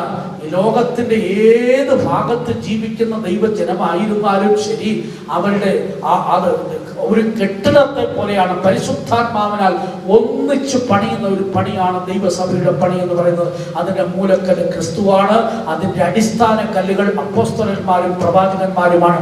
ദൈവത്തിന്റെ സത്യസഭയിൽ ക്രിസ്തുവേശു മൂലക്കല്ലായിട്ടുണ്ട്. അവിടെ അപ്പോസ്തലന്മാരെ കാണാം, അവിടെ ഉപദേശങ്ങളുണ്ട്. സത്യ ഉപദേശങ്ങൾക്ക് പ്രാധാന്യം കൊടുക്കുന്നു. അതാണ് ദൈവത്തിന്റെ സത്യസഭ. ഒരു കെട്ടിടമല്ല, ഒരു സ്ഥലത്തെ അടിസ്ഥാനമാക്കിയോ, ഒരു കെട്ടിടത്തെ അടിസ്ഥാനമാക്കിയോ, ഒരു പേരിനെ അടിസ്ഥാനമാക്കിയോ അല്ല. ഞാൻ മുൻപ് ഓർപ്പിച്ചിട്ടുണ്ടല്ലോ, ദി പെന്തക്കോസ്റ്റ് മിഷൻ നമ്മുടെ ഒരു അഡ്രസ് ആണ്. ബൈബിളിൽ അങ്ങനെ ഒരു പേരില്ല, സ്വർഗത്തിലും അങ്ങനെ ഒരു പേരുണ്ടെന്ന് ഞാൻ വിശ്വസിക്കുന്നില്ല. പക്ഷേ ഇങ്ങനൊരു മാർഗം, സ്തോത്രം, ഇങ്ങനൊരു ജീവിതം, ഇങ്ങനൊരു ഉപദേശത്തിനാണ് നമ്മൾ പ്രാധാന്യം കൊടുക്കുന്നത്. മറ്റേ നമ്മുടെ ഒരു അഡ്രസ് എന്ന് മാത്രമേ ഉള്ളൂ. അത് ബൈബിളിലെ ഒരു പേരല്ല. പിന്നെയോ സ്തോത്രം, പെന്തക്കോസ്ത് സഭ എന്ന് പറഞ്ഞാൽ പരിശുദ്ധാത്മാവിന്റെ സഭ, പരിശുദ്ധാത്മാവിനാൽ ഉരുവാക്കപ്പെട്ട സഭയെന്നേ അതിനർത്ഥമുള്ളൂ. ഇതൊക്കെ ഞാൻ ആവർത്തിച്ചു പറഞ്ഞിട്ടുള്ള വിഷയമാണ്. എങ്കിലും പരിശുദ്ധാത്മാവിനെ പ്രേരിപ്പിച്ചതുകൊണ്ട് ഇപ്പോൾ ഓർപ്പിച്ചത് മാത്രമേ ഉള്ളൂ. ദൈവത്തിന്റെ സ്തോത്രം. ഇങ്ങനെ ദൈവത്തിന്റെ സഭയിൽ സ്തോത്രം ദുരുപദേശങ്ങൾ ഒരിക്കലും കടന്നു വരാൻ പാടില്ല. അങ്ങനെ കടന്നു വന്നാൽ അത് മലിനമായി പോകും. സ്തോത്രം. എന്നാൽ അങ്ങനെ ദുരുപദേശങ്ങൾ കടന്നു വരാൻ സാധ്യതയുണ്ട്. ദൈവമുണ്ടാക്കിയ മനുഷ്യൻ, ദൈവമുണ്ടാക്കിയ തോട്ടത്തിൽ ദൈവത്തിന്റെ തേജസ്സിനാൽ നിറയപ്പെട്ട് വേലികെട്ട് സൂക്ഷിച്ചു വച്ചിരിക്കുന്നതായ ആ തോട്ടത്തിൽ പഴയ പാമ്പായ സർപ്പം കയറി ആദമിനെ ഹവ്വയെ വഞ്ചിച്ചു. എന്തുകൊണ്ട് വഞ്ചിച്ചു? തോട്ടം സൂക്ഷിക്കേണ്ട ചുമതല ദൈവം ആദാമിന് കൊടുത്തിരുന്നു. ആ സൂക്ഷിപ്പിൽ അവൻ അശ്രദ്ധ കാണിച്ചതുകൊണ്ട് അതിൽ സർപ്പം കയറി അവനെ വഞ്ചിച്ചു കളഞ്ഞു. ഇതുപോലെ സ്തോത്രം, നമ്മുടെ ഹൃദയമാകുന്ന വാതിലിനെ സൂക്ഷിക്കേണ്ട ചുമതല നമുക്ക് ഓരോരുത്തർക്കുമാണ്. അതുകൊണ്ടാണ് അതേ സദൃശവാക്യങ്ങളിൽ പ്രത്യേകം എടുത്തു പറയുന്നത്, സകല ജാഗ്രതയോടും കൂടെ നിന്റെ ഹൃദയത്തെ കാത്തുകൊള്ളുക, ജീവന്റെ ഉത്ഭവം അതിൽ നിന്നല്ലോ ആകുന്നത്. നമ്മുടെ ഹൃദയത്തെ ശരിയായി സൂക്ഷിക്കണം. സ്തോത്രം. ഹൃദയത്തിന്റെ വാതിൽ എല്ലായിടത്തും തുറക്കരുത്, ലോകത്തിന്റെ മുമ്പിൽ തുറക്കരുത്. ദൈവസന്നിധിയിലാണ് ഈ ഹൃദയത്തെ തുറക്കേണ്ടത്. അവിടെ ദൈവത്തിന്റെ സാന്നിധ്യം ഇറങ്ങും, അവിടെയാണ് അനുഗ്രഹം ഉണ്ടാകുന്നത്. ഈ ലോകത്തിന്റെ ആദിപാഠങ്ങൾ പലരെയും അടിമപ്പെടുത്തി കളഞ്ഞു. അങ്ങനെ സത്യ ആരാധനയിൽ നിന്ന് അവർ വേർപെട്ടു പോയി. മാസങ്ങൾ, കാലങ്ങൾ ഇതിനെയൊക്കെ അവർ ആചരിക്കാൻ തുടങ്ങി. ദൈവത്തിന് സ്തോത്രം. അതാണ് 9-ാം വാക്യത്തിലേക്ക് വരുമ്പോൾ, ഗലാത്യർ 4:9 വായിക്കുമ്പോൾ, ഇപ്പോഴോ ദൈവത്തെ അറിഞ്ഞും വിശേഷാൽ ദൈവം നിങ്ങളെ അറിഞ്ഞുമിരിക്കെ നിങ്ങൾ പിന്നെയും ബലഹീനവും ദരിദ്രവുമായ ആദിപാഠങ്ങളിലേക്ക് തിരിഞ്ഞ് അവയ്ക്ക് പുതുതായി അടിമപ്പെടുവാൻ ഇച്ഛിക്കുന്നത് എങ്ങനെ? നിങ്ങൾ ദിവസങ്ങളെ, മാസങ്ങളെ, കാലങ്ങളെ, ആണ്ടുകളെ പ്രമാണിക്കുന്നു. ദൈവത്തിന് സ്തോത്രം. ഇങ്ങനെ തെറ്റായ ആചാരം, ചില ദിവസങ്ങൾക്ക് പ്രാധാന്യം കൊടുത്തുകൊണ്ട്, ആണ്ടുകൾക്ക് പ്രാധാന്യം കൊടുത്തുകൊണ്ട്, സ്ഥലങ്ങൾക്ക് പ്രാധാന്യം കൊടുത്തുകൊണ്ടൊക്കെ പല ആചാരങ്ങൾ. ദൈവത്തിന് സ്തോത്രം. എന്ന് പറയുമ്പോൾ ചിലർ ചിന്തിക്കാറുണ്ട്, നമ്മൾ മാസത്തിൽ നടക്കുന്ന പ്രാർത്ഥനയോ, ആഴ്ചയിൽ നടക്കുന്ന കൂട്ടങ്ങളോ, പിന്നെ വർഷാവസാനം നടക്കുന്ന കൂട്ടങ്ങളോ അതിന്റെ ഭാഗമാണെന്ന് ചിന്തിക്കുന്നവരുണ്ട്. ഒരിക്കലും അങ്ങനെയല്ല. ദൈവത്തിന് സ്തോത്രം. അതെ, ഓരോ ദിവസവും നമ്മുടെ ആത്മീയ ജീവിതത്തെ പുതുപ്പിക്കുവാൻ, വർഷങ്ങൾ കഴിയുന്തോറും നമ്മുടെ ജീവിതത്തെ പുതുപ്പിക്കുവാൻ വേണ്ടി നമ്മൾ അങ്ങനെയുള്ള ആത്മീയ വർധനയ്ക്ക് വേണ്ടി അങ്ങനെയുള്ള ദിവസങ്ങൾ തിരഞ്ഞെടുക്കുന്നത് ഒരിക്കലും തെറ്റല്ല. അതുകൊണ്ടാണ് ഹബക്കൂക്ക് പ്രവാചകൻ പറയുന്നത്, ആണ്ടുകൾ കഴിയും മുൻപേ നിന്റെ പ്രവൃത്തിയെ ജീവിപ്പിക്കണമേ. ഓരോ വർഷങ്ങൾ കഴിയുന്തോറും ആ അത്തിവൃക്ഷത്തിന്റെ അടുക്കൽ ചെന്നിട്ട്, സ്തോത്രം, ഈ ആണ്ടും കൂടെ ഫലമുണ്ടാകുമോ? ഓരോ വർഷവും ചെന്ന് നോക്കുകയാണ്. സ്തോത്രം. ഈ വർഷവും കൂടെ നിൽക്കട്ടെ, മേലാൽ കായ്ച്ചെങ്കിലോ. ഇതുപോലെ സ്തോത്രം, മാസത്തിന്റെ അവസാന ദിവസങ്ങളിൽ പ്രാർത്ഥന നടത്തുന്നു. ചിലപ്പോൾ ആഴ്ചയുടെ അവസാന ദിവസങ്ങളിൽ, പ്രാരംഭ ദിവസങ്ങളിൽ പ്രാർത്ഥന നടത്തുന്നു. വർഷാവസാന കൂട്ടങ്ങൾ നടത്തുന്നു. ഇത് ആത്മീയ വർധനയ്ക്ക് വേണ്ടി, ചടങ്ങാചാരമല്ല. നമ്മുടെ ഇടയിൽ തന്നെ സ്തോത്രം, ഈസ്റ്റർ വീക്കിൽ നമ്മളൊരു പ്രാർത്ഥന വെക്കുന്നു. പണ്ട് പൂർവ്വകാലങ്ങളിൽ അങ്ങനെയുള്ള പ്രാർത്ഥനകൾ ഇല്ലായിരുന്നുവെങ്കിലും പിൽക്കാലങ്ങളിൽ സ്തോത്രം ഇങ്ങനെ മുഴുവൻ ലോകത്തുമുള്ള അവധി ദിവസങ്ങളാണെന്ന് മാത്രം കണക്കാക്കി, സ്തോത്രം, മുഴുവൻ ലോകത്തിലുള്ള അവധി ദിവസങ്ങളാണെന്ന് മാത്രം കണക്കാക്കി, എല്ലാ വിഭാഗങ്ങൾക്കും അവധി ഉണ്ടല്ലോ എന്ന് കണക്കാക്കി ആ ഈസ്റ്റർ വീക്കിൽ ഒരാഴ്ച പ്രാർത്ഥന. സ്തോത്രം. ചിലർ പറഞ്ഞിട്ടുണ്ട്, അയ്യോ നമ്മൾ അങ്ങനെ ആചരിക്കുന്നതുകൊണ്ടാണ് പ്രാർത്ഥന നടത്തുന്നത്. അങ്ങനെ തോന്നുന്നവർക്കാണ് ആ ചിന്ത വരുന്നത്. ദൈവത്തിന് സ്തോത്രം. അങ്ങനെ എടുക്കാതെ അത് അവധി ദിവസങ്ങളാണെന്ന് മനസ്സിലാക്കിക്കൊണ്ട്, സ്തോത്രം, അത് പ്രാർത്ഥനയ്ക്ക് വേണ്ടി പ്രയോജനപ്പെടുത്തി ആ ദിവസങ്ങളിൽ പ്രാർത്ഥിച്ചു. എത്രയോ പേർ പുതുതായിട്ട് പരിശുദ്ധാത്മാവിനെ പ്രാപിച്ചു, തിരുവത്താഴമെടുത്ത് ആത്മീയ വർധന പ്രാപിക്കുന്നു. പ്രയോജനത്തിന് വേണ്ടി ഇങ്ങനെയുള്ള ദിവസങ്ങൾ നമ്മൾ പ്രാർത്ഥിക്കുന്നത് തെറ്റല്ല. എങ്കിലും ഗുഡ് ഫ്രൈഡേ നമ്മളൊരു ആചാരം നടത്തുന്നില്ല. ഒരു ദൈവത്തിനെ സംബന്ധിച്ച് എല്ലാ ദിവസങ്ങളും അവർക്ക് ഗുഡ് ഫ്രൈഡേ ആണ്. ദൈവത്തിന് സ്തോത്രം. അതായത് ക്രിസ്തുവിന്റെ ക്രൂശിനെ ദിവസവും ധ്യാനിക്കേണ്ടവരാണ്. എങ്കിൽ മാത്രമേ നമുക്ക് ആത്മീയ ജീവിതത്തിൽ മുൻപോട്ട് പോകാൻ സാധിക്കുകയുള്ളൂ. തിരുവെടുത്ത് എന്ത് പറയുന്നു? നിങ്ങളുടെ ഉള്ളിൽ ക്ഷീണിച്ച് മടുത്തു പോകാതിരിപ്പാൻ പാപികളാൽ തനിക്ക് നേരിട്ട ഇങ്ങനെയുള്ള വിരോധം സഹിച്ചവനെ നിങ്ങൾ ധ്യാനിച്ചു കൊള്ളുവിൻ. ക്രിസ്തുവിന്റെ ക്രൂശിനെ ദിവസവും നമ്മൾ ധ്യാനിക്കേണ്ടവരാണ്. അങ്ങനെയെങ്കിൽ ദുഃഖ വെള്ളിയാഴ്ച എന്ന മലയാളത്തിൽ പറയുന്നത്, ഇംഗ്ലീഷിലെ പേര് ഗുഡ് ഫ്രൈഡേ, നല്ല വെള്ളിയാഴ്ച. ദൈവത്തിന് സ്തോത്രം. അതെ, അത് യേശുക്രിസ്തു സാത്താനെ ജയിച്ച, ക്രൂശിന്മേൽ ജയോത്സവം കൊണ്ടാടിയ വെള്ളിയാഴ്ചയാണ്. ദുഃഖിച്ചിരിക്കേണ്ടതല്ല, ജയോത്സവം ഘോഷിക്കേണ്ട വെള്ളിയാഴ്ചയാണത്. ദൈവത്തിന് സ്തോത്രം. ഞാൻ ഇനി അടിമയല്ല എന്ന് പാടേണ്ട ദിവസമാണത്. ദൈവത്തിന് സ്തോത്രം. എന്നിട്ടും ദുരാചാരങ്ങൾ, സ്തോത്രം, ക്രിസ്തുവിന്റെ ആ കഷ്ടങ്ങളിൽ പങ്കുള്ളവരാകേണ്ടതിന് പകരം ഒരു കഷ്ടവും സഹിക്കാൻ കഴിയാതെ ആ ദിവസം കുരിശിൽ ചുമന്നുകൊണ്ട് പോകുന്നവരുണ്ട്. ആ ദിവസം കയ്പുകാടി കുടിക്കുന്നവരുണ്ട്. അന്ന് കയ്പുകാടി കുടിച്ചിട്ട് പിന്നെ ഏത് വെള്ളം അവർ കുടിക്കുന്നത് ചോദിച്ചാൽ ആടി നടക്കുന്ന വെള്ളമൊക്കെ അവർ കുടിക്കാറുണ്ട്. ദൈവത്തിന് സ്തോത്രം. എങ്കിലും അവർ കുരിശൊക്കെ ചുമന്നുകൊണ്ട് പോകാറുണ്ട്. ഒരിക്കൽ ഒരാൾ പറഞ്ഞത്, അത് ചുമക്കണമെങ്കിൽ അകത്ത് 100 ചെന്നെങ്കിലേ പറ്റത്തുള്ളൂ എന്നാണ്. ദൈവത്തിന് സ്തോത്രം. ഒരാൾ പറഞ്ഞതാണ്. ദൈവത്തിന് സ്തോത്രം. എന്തോ ഒരു ദുരാചാരങ്ങളാണ്. സ്തോത്രം. ദൈവികമായ ബന്ധമില്ലാതെ മനുഷ്യൻ കാട്ടിക്കൂട്ടുന്ന ഇങ്ങനെയുള്ള പ്രവണതകൾ അവരെ അടിമപ്പെടുത്തി കൊണ്ടിരിക്കുമ്പോൾ ഈ ലോകത്തിന്റെ ആദിപാഠങ്ങളാകുന്ന അടിമ മുഖത്തിൽ നിന്ന് നിങ്ങൾ സ്വതന്ത്രരാകണം. സ്വാതന്ത്ര്യത്തിനായി ക്രിസ്തു നിങ്ങളെ സ്വതന്ത്രരാക്കി. ക്രിസ്തുവിന്റെ ക്രൂശിനെ വിശ്വസിക്കുന്നവർക്ക് ഈ ദുരാചാരങ്ങളൊന്നും പാടില്ല. രണ്ടാമത് മറ്റൊരടിമ മുഖമുണ്ട്. അതാണ് ന്യായപ്രമാണമാകുന്ന അടിമോഹം. ഇത് അനേക ക്രിസ്തീയ വിഭാഗങ്ങളിൽ കൺഫ്യൂഷൻ ഉള്ള ഒരു വിഷയമാണ്. ഞാൻ ചുരുക്കത്തിൽ ഓർപ്പിച്ച് നിർത്താം. ദൈവത്തിന് സ്തോത്രം. ന്യായപ്രമാണത്തെ കുറിച്ച് പല ചിന്താഗതികൾ മനുഷ്യനുണ്ട്. അത് മനസ്സിലാക്കാൻ വേണ്ടി മാത്രം പറയുകയാണ്. ന്യായപ്രമാണം എന്നത് ഒരു നുകമാണോ? ദൈവത്തിന് സ്തോത്രം. മനുഷ്യനെ അടിമപ്പെടുത്തി മനുഷ്യനെ നശിപ്പിക്കുന്നതാണോ എന്നൊക്കെ ചോദിച്ചാൽ ദൈവത്തിന് സ്തോത്രം, ഒരിക്കൽ പരീശന്മാർ ശാസ്ത്രിമാരൊക്കെ പിതാക്കന്മാർക്കും നമുക്കും ചുമപ്പാൻ കഴിവില്ലാത്ത നുകം ശിഷ്യന്മാരുടെ കഴുത്തിൽ വെപ്പാൻ നിങ്ങൾ ഇപ്പോൾ പരീക്ഷിക്കുന്നത് എന്ത് എന്ന് തിരുവഴുത്തിൽ അത് നമുക്ക് കാണാൻ കഴിയുന്നു. അപ്പോസ്തലപ്രവൃത്തി 15-ാം അധ്യായത്തിൽ ദൈവത്തിന് സ്തോത്രം വിശുദ്ധ പൗലോസ് പറയുന്ന ആ വിഷയങ്ങളാണത്. ദൈവത്തിന് സ്തോത്രം. അവിടെ നമുക്ക് കാണാൻ കഴിയുന്നത് പത്രോസ് പറയുന്ന ആ വിഷയങ്ങളാണ് നമുക്ക് അവിടെ കാണാൻ കഴിയുന്നത്. പിതാക്കന്മാർക്കും നമുക്കും ചുമപ്പാൻ കഴിവില്ലാത്ത നുകം ശിഷ്യന്മാരുടെ കഴുത്തിൽ വെപ്പാൻ നിങ്ങൾ ഇപ്പോൾ ദൈവത്തെ പരീക്ഷിക്കുന്നത്. ഈ നുകം എന്ന് പറയുന്നത് ന്യായപ്രമാണമാകുന്ന നുകത്തെ കുറിച്ചാണ് പറയുന്നത്. ദൈവത്തിന് സ്തോത്രം. ഒന്നുകൂടെ ഓർപ്പിക്കാം, എന്താണ് ന്യായപ്രമാണം? ന്യായപ്രമാണത്താൽ നമുക്ക് എന്താണ് നേട്ടം? ന്യായപ്രമാണം കൊണ്ട് എന്തെങ്കിലും ദോഷമുണ്ടോ എന്നൊക്കെ ചോദിച്ചാൽ സ്തോത്രം, തിരുവെഴുത്ത് വ്യക്തമായി പഠിപ്പിക്കുന്ന ചില സത്യങ്ങളുണ്ട്. ന്യായപ്രമാണം എന്നാണ് മനുഷ്യന് ലഭിച്ചത്? സൃഷ്ടിക്ക് ശേഷം ഏതാണ്ട് 2500 വർഷങ്ങൾക്ക് ശേഷമാണ്. അഥവാ ഏതാണ്ട് BC 1500 കാലഘട്ടങ്ങളിലാണ് സീനായി മലയുടെ മുകളിൽ വെച്ച് ന്യായപ്രമാണം മനുഷ്യന് മോശ മുഖാന്തരം ലഭിക്കുന്നത്. മോശ എന്ന ദൈവപുരുഷൻ മുഖാന്തരം സീനായി മലയുടെ മുകളിൽ വെച്ചാണ് ന്യായപ്രമാണം ലഭിക്കുന്നത്. അതിനു മുൻപ് അങ്ങോട്ട് 2500ഓളം വർഷങ്ങൾ ഉണ്ടായിരുന്നു. അന്ന് അവരെങ്ങനെ ജീവിച്ചു? ആ കാലത്തെ കുറിച്ചാണ് മനസാക്ഷി യുഗം എന്ന് പറയുന്നത്. മനുഷ്യന്റെ വീഴ്ച മുതൽ ന്യായപ്രമാണം കിട്ടുന്ന കാലഘട്ടം വരെ മനസാക്ഷി യുഗം എന്നറിയപ്പെടുന്നു. എന്നാൽ BC 1500 സീനായി മലയിൽ വെച്ച് ദൈവം പ്രമാണം കൊടുക്കുന്നു. ഈ പ്രമാണം എങ്ങനെ ലഭിച്ചു എന്ന് മനസ്സിലാക്കേണ്ടതിന് സ്തോത്രം ഗലാത്യ ലേഖനത്തിൽ വ്യക്തമായി വിശുദ്ധ പൗലോസ് പറയുന്നുണ്ട്. പ്രത്യേകിച്ച് ഇതിനെക്കുറിച്ച് ശരിക്കും അറിവ് കിട്ടുന്ന 3 പുസ്തകങ്ങളാണ്. 1 റോമാലേഖനം, 2 ഗലാത്യ ലേഖനം, 3 എബ്രായ ലേഖനം.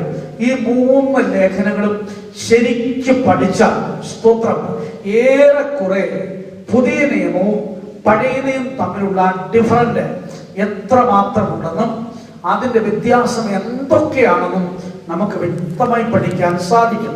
ദൈവത്തിന് സ്തോത്രം. ഗലാത്യ സഭയോട് വിശുദ്ധ പൗലോസ് പ്രത്യേകം ഓർപ്പിക്കുന്ന കാര്യങ്ങളുണ്ട്. ദൈവത്തിന് സ്തോത്രം. എന്താണെന്ന് ചോദിച്ചാൽ, എങ്ങനെയാണ് ഈ പ്രമാണം അവർക്ക് ലഭിക്കുന്നത്? ഗലാത്യ ലേഖനം 3-ാം അധ്യായത്തിന്റെ 19-ാം വാക്യം വായിക്കുമ്പോൾ അവിടെ എഴുതിയിരിക്കുന്നത്, ന്യായപ്രമാണം എന്തിന്?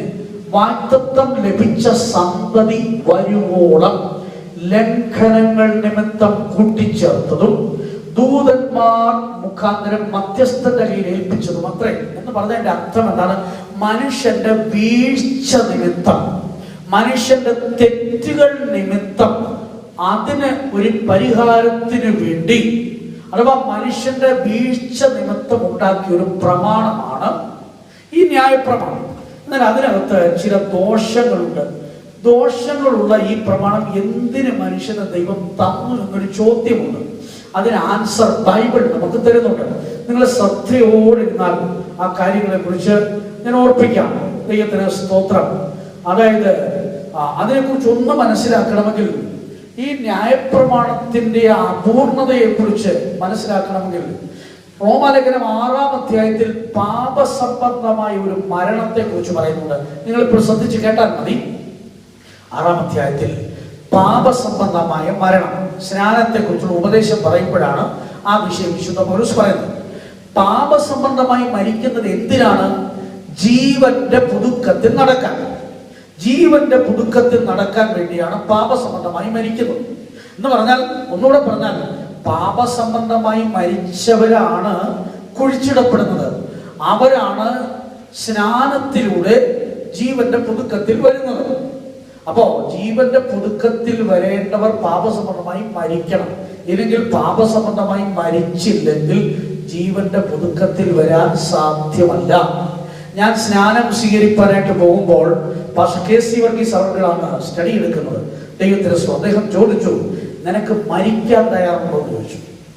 ഇത് വരുന്നവരെയൊന്നും മുക്കി വിടുന്നതല്ല, നിനക്ക് മരിക്കാൻ തയ്യാറുണ്ടോ? സ്തോത്രം. എന്നിട്ട് അദ്ദേഹം ഒരു സ്റ്റഡി എടുത്തു, എങ്ങനെയാണ് മരിക്കേണ്ടത്. പാപം മരിക്കുന്നില്ല, പാപത്തിന് നമ്മൾ മരിക്കണം, പാപ സംബന്ധമായി മരിക്കണം. ഇതെല്ലാം പറഞ്ഞതിന് ശേഷം മുഴങ്കാൽമേൽ പറഞ്ഞു, ഞാൻ ലോകത്തിന് മരിച്ചു, ഞാൻ പാപത്തിന് മരിച്ചു, ഞാൻ സ്വയത്തിന് മരിച്ചു. ഞാൻ ഓരോന്നും ഏറ്റു പറഞ്ഞുകൊണ്ടിരുന്നപ്പോൾ അദ്ദേഹം പെട്ടെന്ന് വന്ന് കൈവച്ച് പ്രാർത്ഥിച്ചു. പെട്ടെന്നൊരു മരണം ഉണ്ടായത് എൻ്റെ ജീവിതത്തിൽ ഞാൻ അനുഭവിച്ചു. സ്തോത്രം. തുടർന്ന് സ്നാനപ്പെട്ട് വെള്ളത്തിൽ നിന്ന് കയറുമ്പോൾ ഒരു പുതു മനുഷ്യനായി, വേറൊരു മനുഷ്യനായിട്ടാണ് ഞാൻ കയറി വരുന്നത്. അപ്പോഴാണ് ഇതിനകത്ത് ഇങ്ങനെ ഒരു വലിയ മഹത്വം ഉണ്ടെന്ന് ഞാൻ മനസ്സിലാക്കുന്നത്. ഞാൻ പറഞ്ഞത്, പാപസംബന്ധമായി മരിക്കുന്നത് ജീവന്റെ പുതുക്കത്തിൽ നടക്കേണ്ടത്. എന്നാൽ ജീവനായി ദൈവത്തിനായി ജീവിക്കേണ്ടതിന് ഞാൻ ന്യായപ്രമാണ സംബന്ധമായി മരിച്ചു എന്ന് ഗലാത്യർ 2:19 വിശുദ്ധ പൗലോസ് തന്റെ അനുഭവം പറയുകയാണ്. ദൈവത്തിന് സ്തോത്രം. അവിടെ പറയുന്നത്, ഞാൻ ദൈവത്തിനായി ജീവിക്കേണ്ടതിന് ന്യായപ്രമാണ സംബന്ധമായി മരിച്ചു. അപ്പൊ പാപസംബന്ധമായി മരിച്ചതുപോലെ പ്രാധാന്യമുള്ള ഒന്നാണ് ന്യായപ്രമാണ സംബന്ധമായി മരിച്ചു എന്ന് പറഞ്ഞാൽ, ന്യായപ്രമാണത്തിന് ഞാൻ മരിച്ചു, ഇനി ഞാൻ ന്യായപ്രമാണത്തിനല്ല ജീവിക്കുന്നത്, ദൈവത്തിനായി ജീവിക്കുന്നു. ദൈവത്തിന് സ്തോത്രം. അതായത് കർത്താവ് യേശുക്രിസ്തു പറഞ്ഞല്ലോ, ഞാൻ ന്യായപ്രമാണത്തെ നീക്കാനല്ല വന്നത്, പിന്നെ നിവർത്തിക്കാൻ വന്നു. എങ്ങനെ നിവർത്തിച്ചു? ക്രൂശിൽ നിവർത്തിച്ചു. ന്യായപ്രമാണത്തെ ക്രൂശിൽ നിവർത്തിച്ചു, എന്നിട്ടൊരു പുതിയ നിയമം സ്ഥാപിച്ചു. ആയതുകൊണ്ട് ഇനി ന്യായപ്രമാണ പ്രകാരമല്ല നമ്മൾ മുൻപോട്ട് പോകേണ്ടത്. സ്തോത്രം. ന്യായപ്രമാണത്തിന് എത്രമാത്രം പ്രാധാന്യമുണ്ട് എന്ന് ചോദിച്ചാൽ, അത് ലംഘനങ്ങൾ നിമിത്തം കൂട്ടിച്ചേർത്താണ്. പിന്നെ എന്തിനാണ് തന്നത്? ദൈവത്തിന് അറിയാൻ വയ്യായിരുന്നോ ഇത് ഇനി മുൻപോട്ട് പോകാൻ പറ്റിയതല്ല? ന്യായപ്രമാണം, അതായത് ഗലാത്യ ലേഖനത്തിൽ തന്നെ അനേക കാര്യങ്ങൾ പറയുന്നുണ്ട്. അതായത് ന്യായപ്രമാണത്താൽ ഒരു മനുഷ്യനും നീതീകരിക്കപ്പെടുന്നില്ല. ക്ലിയർ ആയിട്ട് എടുത്തെടുത്ത് പറയുന്നുണ്ട്, ന്യായപ്രമാണത്താൽ ഒരു ജഡവും നീതീകരിക്കപ്പെടുന്നില്ല. പിന്നെ എങ്ങനെയാണ് നീതീകരിക്കപ്പെടുന്നത്? ക്രിസ്തുവിനാലാണ്. ദൈവത്തിന് സ്തോത്രം. തിരുവെഴുത്ത് അത് വ്യക്തമായി ഓർപ്പിക്കുന്നു. ന്യായപ്രമാണത്തിന്റെ പ്രവൃത്തികൾ, സ്തോത്രം, ആ പ്രവൃത്തികളാൽ അവർ നീതീകരിക്കപ്പെടുവാൻ ആഗ്രഹിക്കുന്നു. എന്നാൽ ഒരു ജഡവും ന്യായപ്രമാണം കൊണ്ട് നീതീകരിക്കപ്പെടുന്നില്ല. പിന്നെയോ നീതീകരിക്കപ്പെടുന്നത് വിശ്വാസത്താലാണ്. ദൈവത്തിന് സ്തോത്രം. ന്യായപ്രമാണത്തിൽ ആശ്രയിക്കുന്ന ഏതൊരു മനുഷ്യനും അങ്ങനെയാണ്. തിരുവെഴുത്തത് നമ്മെ വ്യക്തമായി ഓർപ്പിക്കുകയാണ്. 2-ാം അധ്യായത്തിന്റെ 16-ാം വാക്യം വായിക്കുമ്പോൾ, യേശുക്രിസ്തുവിലുള്ള വിശ്വാസത്താൽ അത്രേ, ന്യായപ്രമാണത്തിന്റെ പ്രവർത്തികളാൽ മനുഷ്യൻ നീതീകരിക്കപ്പെടുന്നില്ല എന്ന് പറഞ്ഞിട്ട് പറയുന്നു, ന്യായപ്രമാണത്തിന്റെ പ്രവർത്തികളാലല്ല, ക്രിസ്തുവിലുള്ള വിശ്വാസത്താൽ തന്നെ നീതീകരിക്കപ്പെടേണ്ടതിന് ക്രിസ്തുയേശുവിൽ വിശ്വസിച്ചു. ഇപ്പൊ ന്യായപ്രമാണത്താൽ ഒരു ജഡവും നീതീകരിക്കപ്പെടുന്നില്ല. ആയതുപോലെ ഗലാത്യർ 5:4 എഴുതിയിരിക്കുന്നത്, ന്യായപ്രമാണത്താൽ നീതീകരിക്കപ്പെടാൻ ആരെങ്കിലും ആഗ്രഹിച്ചാൽ, ഇല്ലെങ്കിൽ അവൻ ഇച്ഛിച്ചാൽ, അവൻ ക്രിസ്തുവിനോട് വേർപെട്ടുപോയി. ന്യായപ്രമാണത്താൽ നീതീകരിക്കപ്പെടാൻ ഇച്ഛിച്ചാൽ അവൻ ക്രിസ്തുവിനോട് വേർപെട്ടുപോയി, നിങ്ങൾ കൃപയിൽ നിന്ന് വീണുപോയി. ഇപ്പൊ ന്യായപ്രമാണത്തിലൂടെ നീതി പ്രാപിക്കാമെന്ന് ആരെങ്കിലും ചിന്തിച്ചാൽ അവർ ക്രിസ്തുവിനോട് വേർപെട്ടുപോയി, കൃപയിൽ നിന്ന് വീണുപോയി. ന്യായപ്രമാണത്താൽ ഒരു വ്യക്തിയും നീതീകരിക്കപ്പെടുന്നില്ല.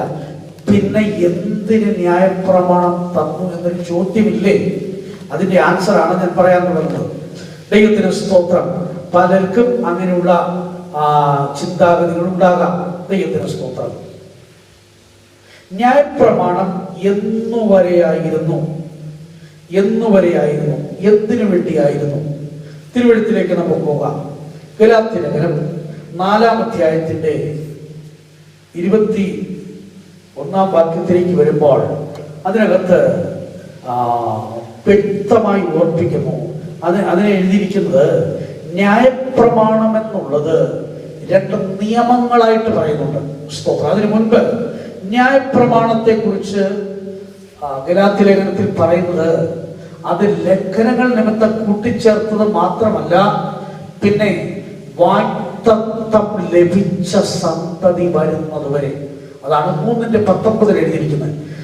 വാഗ്ദത്തം ലഭിച്ച സന്തതി വരുന്നത് എന്ന് പറഞ്ഞാൽ ക്രിസ്തു ലോകത്തിൽ വെളിപ്പെടുന്നത് വരെയുള്ള കാലഘട്ടത്തിൽ അവർക്ക് ജീവിപ്പാൻ നൽകിയ ഒന്നായിരുന്നു. ഇനി ഒന്നുകൂടെ ക്ലിയറായിട്ട് പഠിച്ച ഗലാത്യർ 3:24 എഴുതിയിരിക്കുന്നത്, അങ്ങനെ നാം വിശ്വാസത്താൽ നീതീകരിക്കപ്പെടേണ്ടതിന് ന്യായപ്രമാണം ക്രിസ്തുവിന്റെ അടുക്കലേക്ക് നടത്തുവാൻ നമുക്കൊരു ശിശുപാലകനായി ഭവിച്ചു. എന്ന് പറഞ്ഞാൽ ക്രിസ്തുവിന്റെ അടുക്കൽ വരെ കൊണ്ടുവിടുക, അതിനുള്ള വഴികാട്ടിയായിരുന്നു ന്യായപ്രമാണം. ദൈവത്തിന് സ്തോത്രം. ഒന്നുകൂടെ പറഞ്ഞാൽ, ഇതാ സ്കൂളിൽ പഠിക്കുന്ന ഒരു കുട്ടി സ്കൂളിലെ ആ ഫസ്റ്റ് സ്റ്റാൻഡേർഡിൽ കയറുന്നതിന് മുൻപ് അതുവരെ അവരെ പഠിപ്പിച്ച ഒരു നഴ്സറി സ്കൂളായിരുന്നു ഇത് ന്യായപ്രമാണം. അന്ന് ഈ കുഞ്ഞുങ്ങൾക്ക്, ഈ ശിശുക്കളായിരിക്കുന്നവർക്ക് ഈ ശരിയായ കാര്യങ്ങൾ ഗ്രഹിക്കാൻ കഴിയുകയില്ല. അപ്പോൾ യാഥാർത്ഥ്യം വെളിപ്പെടുന്നതുവരെ, ക്രിസ്തു വെളിപ്പെടുന്നതുവരെ, കൃപയുടെ കാലം തുടങ്ങുന്നതുവരെ അവരെ നടത്തിയ ഒരു ശിശുപാലകനായിരുന്നു. സ്തോത്രം. ഫസ്റ്റ് സ്റ്റാൻഡേർഡിൽ ചെന്ന് കയറുന്നതിന് മുൻപ് അവിടെ വരെ ഈ കുഞ്ഞുങ്ങളെ പഠിപ്പിച്ച്, പ്ലേ സ്കൂൾ പറഞ്ഞാൽ മതി, മനസ്സിലാവുമല്ലോ.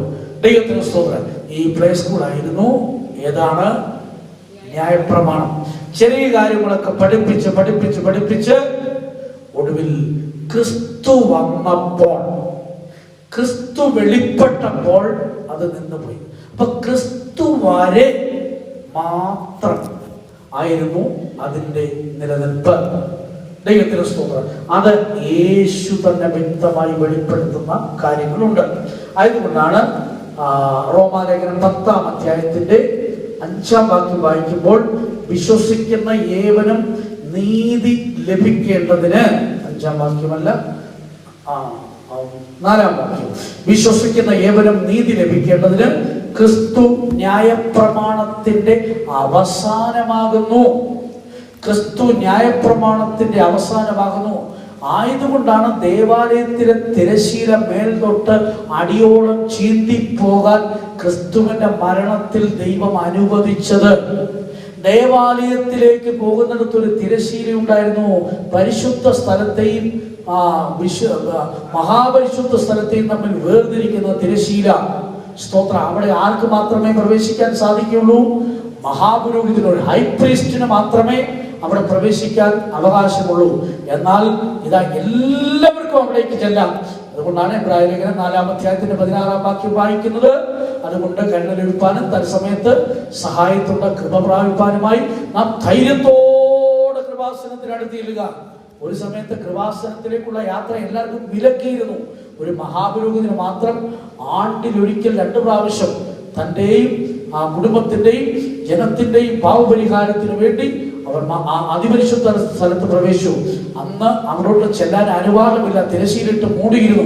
എന്നാൽ യേശുക്രിസ്തുവിന്റെ കാൽവരി മരണത്തിൽ ആ തിരശ്ശീല 2ആയി ചീന്തിയത് കൊണ്ട് ഇപ്പോൾ വരാൻ വിളിക്കുകയാണ്. എല്ലാവരെയും അങ്ങോട്ട് വിളിക്കുകയാണ്. ന്യായപ്രമാണം നീങ്ങിപ്പോവുകയാണ്. ക്രിസ്തു ന്യായപ്രമാണത്തിന്റെ അവസാനമാകുന്നു.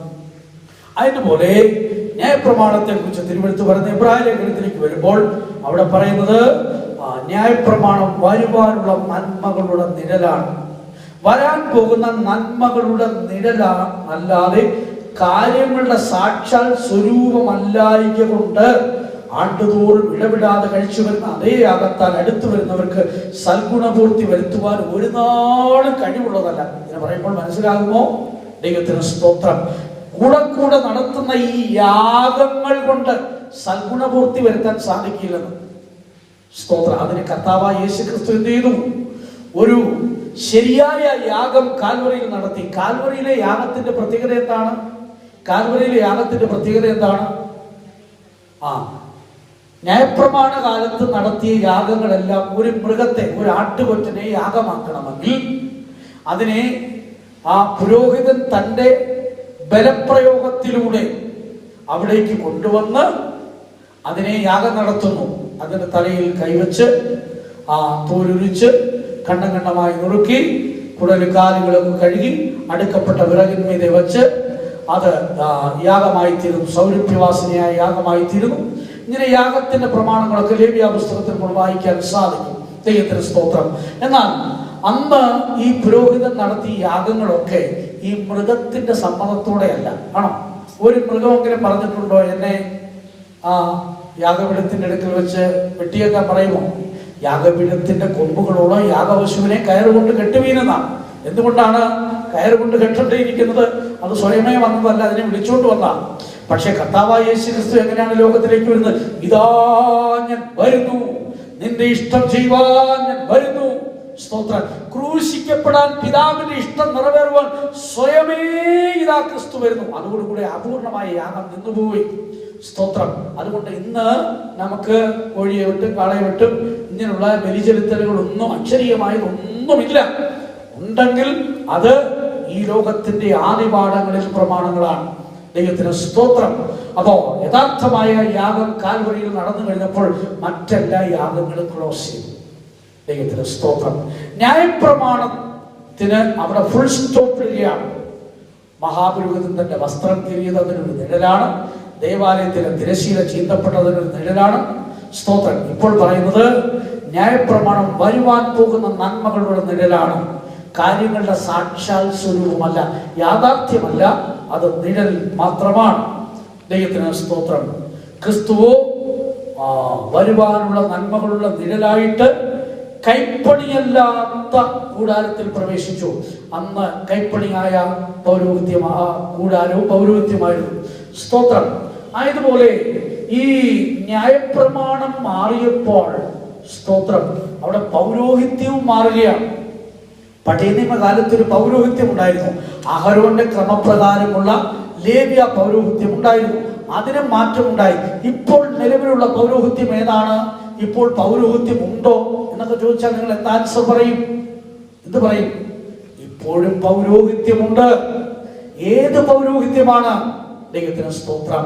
ഇതാ എബ്രായ ലേഖനം 7-ാം അധ്യായത്തിലേക്ക് വരുമ്പോൾ ലേവ്യ പൗരോഹിത്യത്താൽ സമ്പൂർണത വന്നെങ്കിൽ അതിന് കീഴല്ലോ ജനം ന്യായപ്രമാണം പ്രാപിച്ചത്.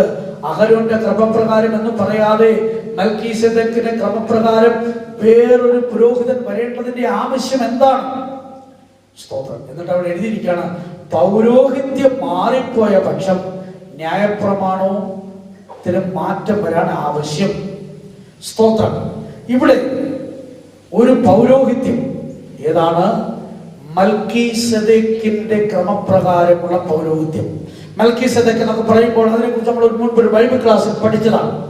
മൽക്കീസേദെക്ക് എന്ന് പറയുമ്പോൾ ഇന്നും അതിനെക്കുറിച്ച് അറിവില്ലാത്ത പെന്തിക്കോസ്ത് വിഭാഗങ്ങൾ വരെയുണ്ട്. അതിനെക്കുറിച്ച് ക്ലിയർ ആയിട്ട് നമ്മൾ പഠിച്ചതാണ്. ദൈവത്തിന് സ്തോത്രം. മൽക്കീസേദെക്ക് ആരാണെന്ന് ബൈബിൾ പഠിക്കുന്നവർക്കറിയാം. ആരാണ്? തൃത്വത്തിൽ മൂന്നാമനായ പരിശുദ്ധാത്മാവാണ് മൽക്കീസേദെക്ക്. തൃത്വത്തിൽ മൂന്നാമനായ പരിശുദ്ധാത്മാവാണ്. അത് ബൈബിൾ ക്ലാസ്സിൽ വ്യക്തമായി നമ്മൾ പഠിച്ചതാണ്. ദൈവത്തിന് സ്തോത്രം. ഇത് ക്രിസ്തു ആണെന്ന് ചിലർ പഠിപ്പിക്കുന്നുണ്ട്. ക്രിസ്തു അല്ല എന്ന് ഞാൻ തെളിയിച്ചു തരാം. ദൈവത്തിന് സ്തോത്രം. അതായത് 7-ാം അധ്യായത്തിലേക്ക് വരുമ്പോൾ അവിടെ ഇവൻ എത്ര മഹാൻ എന്ന് നോക്കുവീൻ എന്ന് ഈ മൽക്കീസേദെക്കിനെ കുറിച്ച് പറയുന്നുണ്ട്. ശാലേം രാജാവ്, അത്യുന്നതനായ ദൈവത്തിന്റെ പുരോഹിതൻ, രാജാക്കന്മാരെ ജയിച്ചു വണങ്ങി വരുന്ന അബ്രഹാമിനെ എതിരേറ്റ് അനുഗ്രഹിച്ചവൻ എന്ന് പറഞ്ഞിട്ട് ഈ മൽക്കീസേദെക്ക് എന്ന് പറഞ്ഞിട്ട് ഏതാണ്ട് 4000-ഓളം വർഷങ്ങൾക്ക് മുൻപ് അബ്രഹാമിനെ അനുഗ്രഹിച്ചെന്ന് പറയുന്നു. സ്തോത്രം. ഭൂമിയിലെ ഒരു രാജാവല്ല, പിതാവില്ല, മാതാവില്ല, വംശാവലിയില്ല, ജീവാരംഭമില്ല, ജീവ അവസാനവുമില്ല. എന്ന് പറയുമ്പോൾ ലോകത്തിലൊരു മനുഷ്യനല്ല എന്ന് ക്ലിയറാണ്. സ്തോത്രം. അബ്രഹാമിനെ അനുഗ്രഹിച്ചു എന്ന് പറയുന്നു. അബ്രഹാമിനെ അനുഗ്രഹിച്ചു എന്ന് പറയുമ്പോൾ അബ്രഹാം ആരാണ്? ഗോത്രപിതാവാണ്. അബ്രഹാമിന്റെ സന്തതിയാണ് ലേവി ഗോത്രം. ലേവി ഗോത്രത്തിന്റെ പിതാവായ അബ്രഹാമിനെ അനുഗ്രഹിച്ചു. ഉയർന്നവൻ താണവനെ അനുഗ്രഹിക്കുന്നു എന്നുള്ളതിന് തർക്കമേതുമില്ലല്ലോ എന്ന് ബൈബിൾ പറയുന്നു. അപ്പോൾ അബ്രഹാമിനേക്കാൾ വലിയവനായിരുന്നു മെൽക്കിസെദെക്ക് എന്ന് പറഞ്ഞാൽ ലേവ്യ പൗരോഹിത്യത്തെക്കാൾ വലിയ പൗരോഹിത്യമാണ് മെൽക്കിസെദെക്കിന്റെ പൗരോഹിത്യം. ഇത് ക്രിസ്തു അല്ല എന്ന് എങ്ങനെ പറയാൻ സാധിക്കും? അതാണ് എബ്രായ ലേഖനം 7-ാം അധ്യായത്തിന്റെ 3-ാം വാക്യത്തിൽ വായിക്കുന്നത്. പിതാവില്ല, മാതാവില്ല, വംശാവലിയില്ല, ജീവാരംഭമില്ല, ജീവാവസാനമില്ല, പിന്നെ ദൈവപുത്രന് തുല്യൻ. ദൈവപുത്രൻ ആരാണ്? ക്രിസ്തു.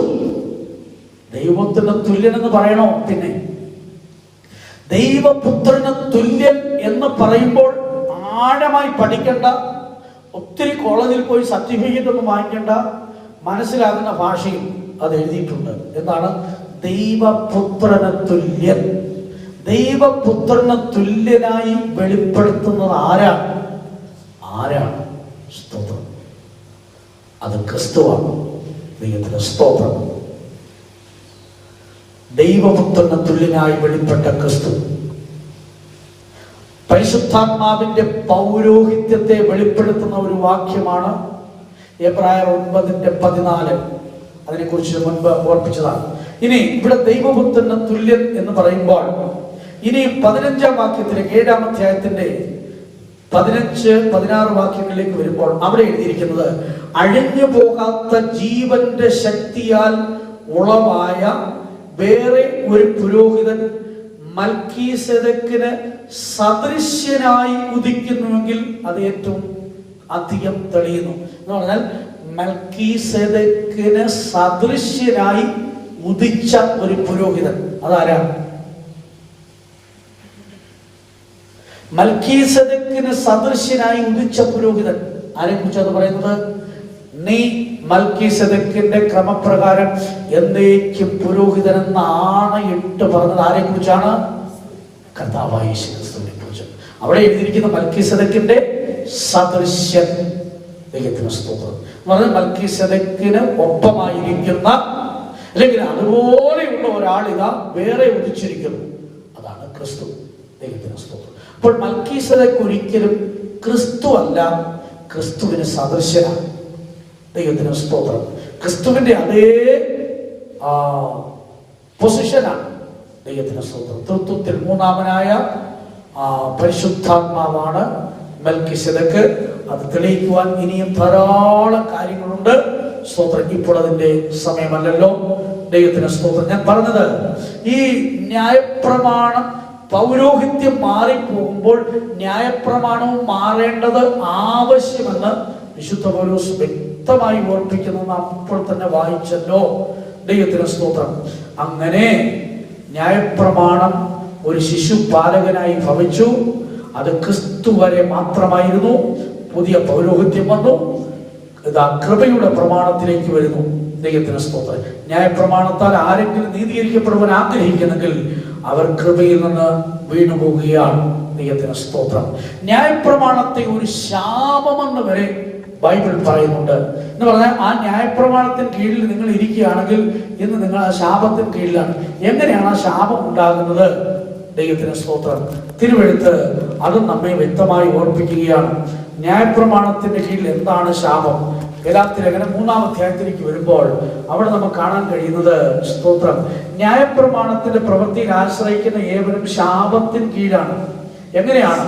ന്യായപ്രമാണ പുസ്തകത്തിൽ എഴുതിയിരിക്കുന്ന ഒക്കെ ചെയ്യുവാൻ തക്കണം അതിൽ നിലനിൽക്കാത്തവനെല്ലാം ശപിക്കപ്പെട്ടവൻ. എന്ന് പറഞ്ഞാൽ അവൻ ഒന്നും തെറ്റിച്ചാൽ അവൻ ആരാണ്? ശപിക്കപ്പെട്ടവനാണ്.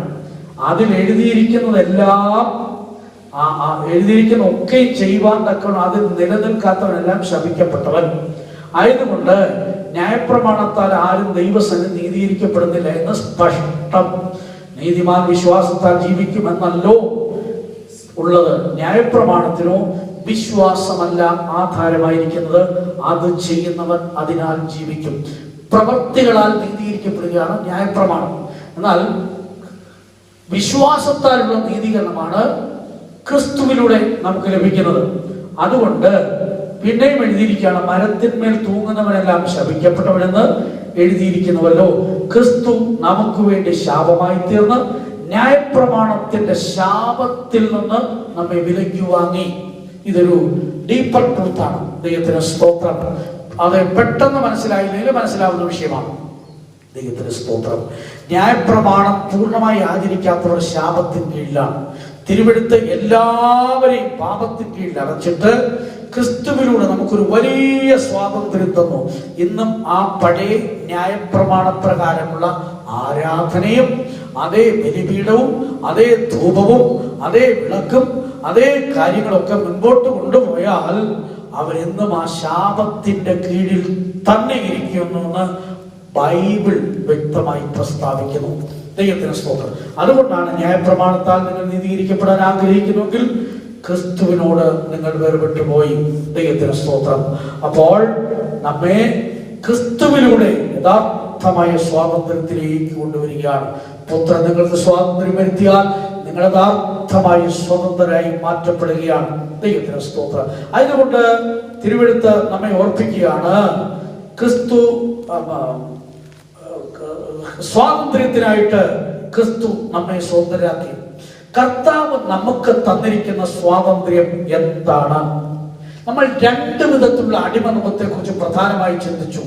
ഈ ലോകത്തിന്റെ തെറ്റായ ആചാരങ്ങളും അനുഷ്ഠാനങ്ങളും, നമ്മുടെ അജ്ഞാന കാലത്ത് നമ്മൾ സേവിച്ചു വന്ന മാതൃകകൾ, അത് ഈ ലോകത്തിന്റെ ആദിപാഠങ്ങൾ. രണ്ട്, ന്യായപ്രമാണമാകുന്ന ആദിപാഠങ്ങൾ. ഇത് രണ്ടും മനുഷ്യനെ ഇന്ന് അടിമപ്പെടുത്തിക്കൊണ്ടിരിക്കുന്നു. ഇതിൽ നിന്ന് രണ്ടിൽ നിന്നും ക്രിസ്തുവിന്റെ ക്രൂസ് നമുക്ക് സ്വാതന്ത്ര്യം തന്നിരിക്കുകയാണ്. എന്നിട്ട് ഇപ്പോൾ പറയുന്നു, അതിൽ ഉറച്ചു നിൽപ്പീൻ എന്ന് പറഞ്ഞാൽ ഈ സ്വാതന്ത്ര്യത്തിൽ ഉറച്ചു നിൽക്കണം. എന്താണ് അതിന്റെ അർത്ഥം? കർത്താവ് നമുക്ക് തന്നിരിക്കുന്ന സ്വാതന്ത്ര്യത്തിൽ രണ്ട് കാര്യങ്ങൾ അടങ്ങിയിട്ടുണ്ട്. ഒന്ന്, നാം ഒന്നിനും അടിമയായിരിക്കാൻ പാടില്ല. ദൈവത്തിന് സ്തോത്രം. നമ്മെ ദൈവ പ്രമാണങ്ങൾ ഒഴികെ ഒന്നും അടിമപ്പെടുത്താൻ പാടില്ല.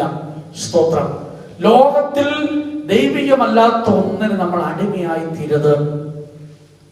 അപ്പോ നമുക്ക് അടിമത്വമില്ല എന്നുള്ളത് നമ്മൾ വ്യക്തമായി മനസ്സിലാക്കിക്കൊള്ളണം. രണ്ട്, ഈ സ്വാതന്ത്ര്യം എന്ന് പറയുന്നത് സകല അടിമത്വങ്ങളിൽ നിന്നുള്ള വിടുതലാണ്. ഈ സ്വാതന്ത്ര്യത്തിന്റെ രണ്ടാമത്തെ പോർഷൻ എന്ന് പറയുന്നത് ദൈവേഷ്ടം പൂർണ്ണതയോടെ ചെയ്യുവാനുള്ള സ്വാതന്ത്ര്യമാണ്. എന്ന് പറഞ്ഞാൽ ദൈവേഷ്ടം പൂർണ്ണമായി ചെയ്യുവാൻ നമ്മൾ മുൻപോട്ട് പോകുമ്പോൾ നമ്മെ തടയുന്ന സകല ശക്തികളും നമ്മുടെ മുമ്പിൽ മാറിപ്പോകും.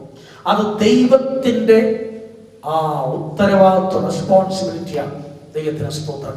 ദൈവം അതിൽ ഉത്തരവാദിത്വം എടുക്കും. നിങ്ങൾ ദൈവത്തിന്റെ സമ്പൂർണ്ണ ഇഷ്ടത്തിനായി സമർപ്പിച്ച് മുൻപോട്ട് പോകുമ്പോൾ നിങ്ങളുടെ മുമ്പിൽ ഏത് പ്രശ്നങ്ങൾ വന്നിരുന്നാലും അത് വഴി മാറിപ്പോകും. നിങ്ങൾ ഇത്രമാത്രം ചെയ്താൽ മതി. സ്വാതന്ത്ര്യത്തിനായി ക്രിസ്തു എന്നെ സ്വതന്ത്രനാക്കി.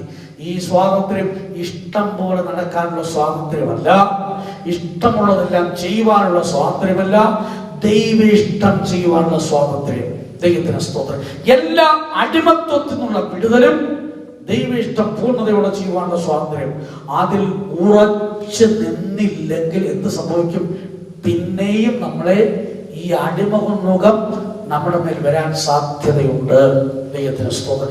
ദൈവം നമുക്ക് തന്നിരിക്കുന്ന സ്വാതന്ത്ര്യത്തിൽ നാം ഉറച്ചു നിന്നില്ലെങ്കിൽ പിന്നെയും സാത്താനും ലോകവും ന്യായപ്രമാണവും ഒക്കെ നമ്മെ അടിമപ്പെടുത്താൻ സാധ്യതയുണ്ട്. ആയതുകൊണ്ട് ഈ സ്വാതന്ത്ര്യത്തിൽ നമ്മൾ മുൻപോട്ട് പോകണം. ഈ സ്വാതന്ത്ര്യത്തിൽ നമ്മൾ ഉറച്ചു നിൽക്കണം. ആ സ്വാതന്ത്ര്യം എന്താണ്? ദൈവീഷ്ടം പൂർണ്ണതയോടെ ചെയ്യുവാൻ, കർത്താവിന്റെ വരവിൽ കർത്താവിനെ എതിരേൽക്കാനുള്ള സ്വാതന്ത്ര്യം, ശത്രുവിനെ മെതിച്ചുകൊണ്ട് മുൻപോട്ട് പോകുവാനുള്ള സ്വാതന്ത്ര്യം, ശത്രുവിന്റെ ആയുധങ്ങളെ കണ്ട് ഭയപ്പെടാതെ മുൻപോട്ട് പോകാനുള്ള സ്വാതന്ത്ര്യം. ഇന്ന് ഈ സന്ധ്യാവേളയിൽ ദൈവത്തിന്റെ പരിശുദ്ധാത്മാവ് ശക്തമായി ഓരോരുത്തരെ ഓർപ്പിക്കുകയാണ്, ക്രിസ്തു നമ്മെ സ്വതന്ത്രരാക്കി. എത്ര പേർക്ക് പറയാൻ സാധിക്കും, യേശു എന്നെ സ്വതന്ത്രനാക്കി, യേശു എന്നെ സ്വതന്ത്രയാക്കി, ഇനി ആ സ്വാതന്ത്ര്യത്തിൽ ഞാൻ മുൻപോട്ട് പോകും. സ്തോത്രം. ഒരന്യായ ബന്ധനങ്ങളും എന്നെ അടിമപ്പെടുത്തുവാൻ സാധ്യമല്ല. ഇത് വിശ്വാസത്താൽ നാം അനുഭവിക്കുന്ന കാര്യങ്ങൾ അത്രേ പ്രിയരെ. ഈ ദുഷ്ടലോകത്തിൽ നാം കർത്താവിനെ നോക്കി മുൻപോട്ട് പോകുമ്പോൾ ഏറെ പ്രതികൂലങ്ങൾ, പ്രശ്നങ്ങൾ, പ്രയാസങ്ങൾ ഒന്നിനു പിറകെ ഒന്നായിട്ട് വരുമ്പോൾ നമുക്ക് ധൈര്യത്തോടെ വിശ്വാസത്തിന്റെ വാക്കുകൾ പറയണം. ക്രിസ്തു എന്നെ സ്വതന്ത്രനാക്കി, ഇനി ഞാൻ യാതൊന്നിനും അടിമയല്ല, മറ്റൊന്നിനും അടിമയല്ല, അന്യായ ബന്ധനങ്ങൾക്ക് അടിമയല്ല, ഫറവോന്യ ശക്തികൾക്ക് അടിമയല്ല, മിസ്രൈമ്യ ശക്തികൾക്ക് അടിമയല്ല എന്ന് മാത്രമല്ല, ഞാൻ എൻ്റെ യേശുവിന് സ്വന്തമാണ്, ഞാൻ എൻ്റെ യേശുവിന് സ്വന്തമാണ് എന്നൊരു ബന്ധത്തിലേക്ക് വരുന്നു. മറ്റൊന്നിൽ നിന്ന് വേർപെട്ട് വേറൊന്നിലേക്ക് ചേരുകയാണ്. അതാണ് ഈ സ്വാതന്ത്ര്യം എന്ന് പറയുന്നത്. വെറും സ്വാതന്ത്ര്യമല്ല, ലോകം ആഘോഷിക്കുന്ന സ്വാതന്ത്ര്യമല്ല, ലോകം സന്തോഷിക്കുന്ന സന്തോഷമല്ല, സ്വർഗീയമായ നിത്യ സന്തോഷത്തിലേക്ക് നമ്മെ എത്തിക്കുന്ന സ്വാതന്ത്ര്യം. അതാണ് സാക്ഷാൽ സ്വാതന്ത്ര്യം. ഇന്നത്തെയോ ക്രിസ്ത്യാനികൾ, സ്തോത്രം, ഇന്നും ക്രിസ്ത്യാനികൾ എന്ന പേര് പറഞ്ഞിട്ട് ദുരാചാരങ്ങൾക്ക് അടിമപ്പെട്ടിരിക്കുമ്പോൾ, നിസ്സാരമായ കാര്യങ്ങൾക്ക് അടിമപ്പെട്ടുകൊണ്ടിരിക്കുമ്പോൾ, പാപത്തിന്റെ പല രീതികൾക്ക് അടിമപ്പെട്ടുകൊണ്ടിരിക്കുമ്പോൾ, സ്തോത്രം, ഇതാ ഒരു കൂട്ടം ദൈവവൈതലിനെ ക്രിസ്തു നിമിത്തം വലിയൊരു സ്വാതന്ത്ര്യത്തിലേക്ക് കൊണ്ടുവന്നിട്ട് അവരെ നിത്യതയിലേക്ക് അവർ നടത്തിക്കൊണ്ടിരിക്കുകയാണ്. വിശുദ്ധ പൗലോസ് എന്തുകൊണ്ടാണ് ഈ സ്വാതന്ത്ര്യത്തെ കുറിച്ച് പ്രത്യേകം ഓർപ്പിക്കുന്നത്?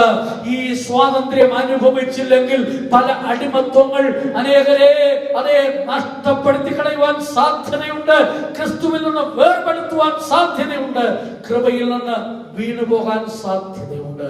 ആകയാൽ പ്രത്യാശയോടെ നമുക്ക് നൽകിയ ഈ സ്വാതന്ത്ര്യത്തെ ഉപയോഗിക്കാം. ഒന്നുകൂടെ ദൈവത്തിന്റെ ആത്മാവ് പറയുകയാണ്, ഈ സ്വാതന്ത്ര്യത്തെ നിങ്ങൾ വ്യക്തമായി രുചിച്ചറിയുന്നുണ്ടോ? ഈ സ്വാതന്ത്ര്യത്തെ നിങ്ങൾ ടെസ്റ്റ് ചെയ്യുന്നുണ്ടോ? ഈ സ്വാതന്ത്ര്യത്തെ നിങ്ങൾ ഉപയോഗിക്കുന്നുണ്ടോ? എങ്കിൽ വിശ്വാസത്താൽ നമുക്ക് മുൻപോട്ട് പോകാം. സ്തോത്രം. നമുക്ക് അന്യമായ സകല ബന്ധനങ്ങളെയും ജയിച്ചുകൊണ്ട് ഇതാ സ്വർഗീയമായ സ്വാതന്ത്ര്യത്തെ അനുഭവിച്ചുകൊണ്ട് അതിൽ ഉറച്ചു നിന്നുകൊണ്ട് മുൻപോട്ട് പോകാം. അങ്ങനെയുള്ളവർക്ക് വേണ്ടി യേശു വെളിപ്പെടാൻ പോകുന്നു. അത് അങ്ങനെയുള്ളവർക്ക് വേണ്ടി കർത്താവ് വെളിപ്പെടുന്ന നാളിതാ ഏറ്റവും ആസന്നമായിരിക്കുന്നു പ്രിയരെ. സ്തോത്രം, സ്തോത്രം. നമുക്കതിനായി നമ്മെ തന്നെ സമർപ്പിച്ചു കൊടുക്കാം. കർത്താവിന്റെ വലിയ സാന്നിധ്യം ഇവിടെ ഉണ്ട്. നമുക്ക് ഇപ്പോൾ പറയാം, അന്യമായതുകൊണ്ട് നാം അടിമയല്ല എന്ന് പറയാം. ഓ, കർത്താവിൽ നാം സ്വന്തമാണ്. ഹല്ലേലൂയ. ഫറവോനു ഞാനിനി അടിമയല്ല, ഫറവോനു ഞാനിനി അടിമയല്ല, പരമ സിയോനിൽ ഞാനല്ല, പരമ സിയോനിൽ ഞാനല്ല, എൻ സങ്കട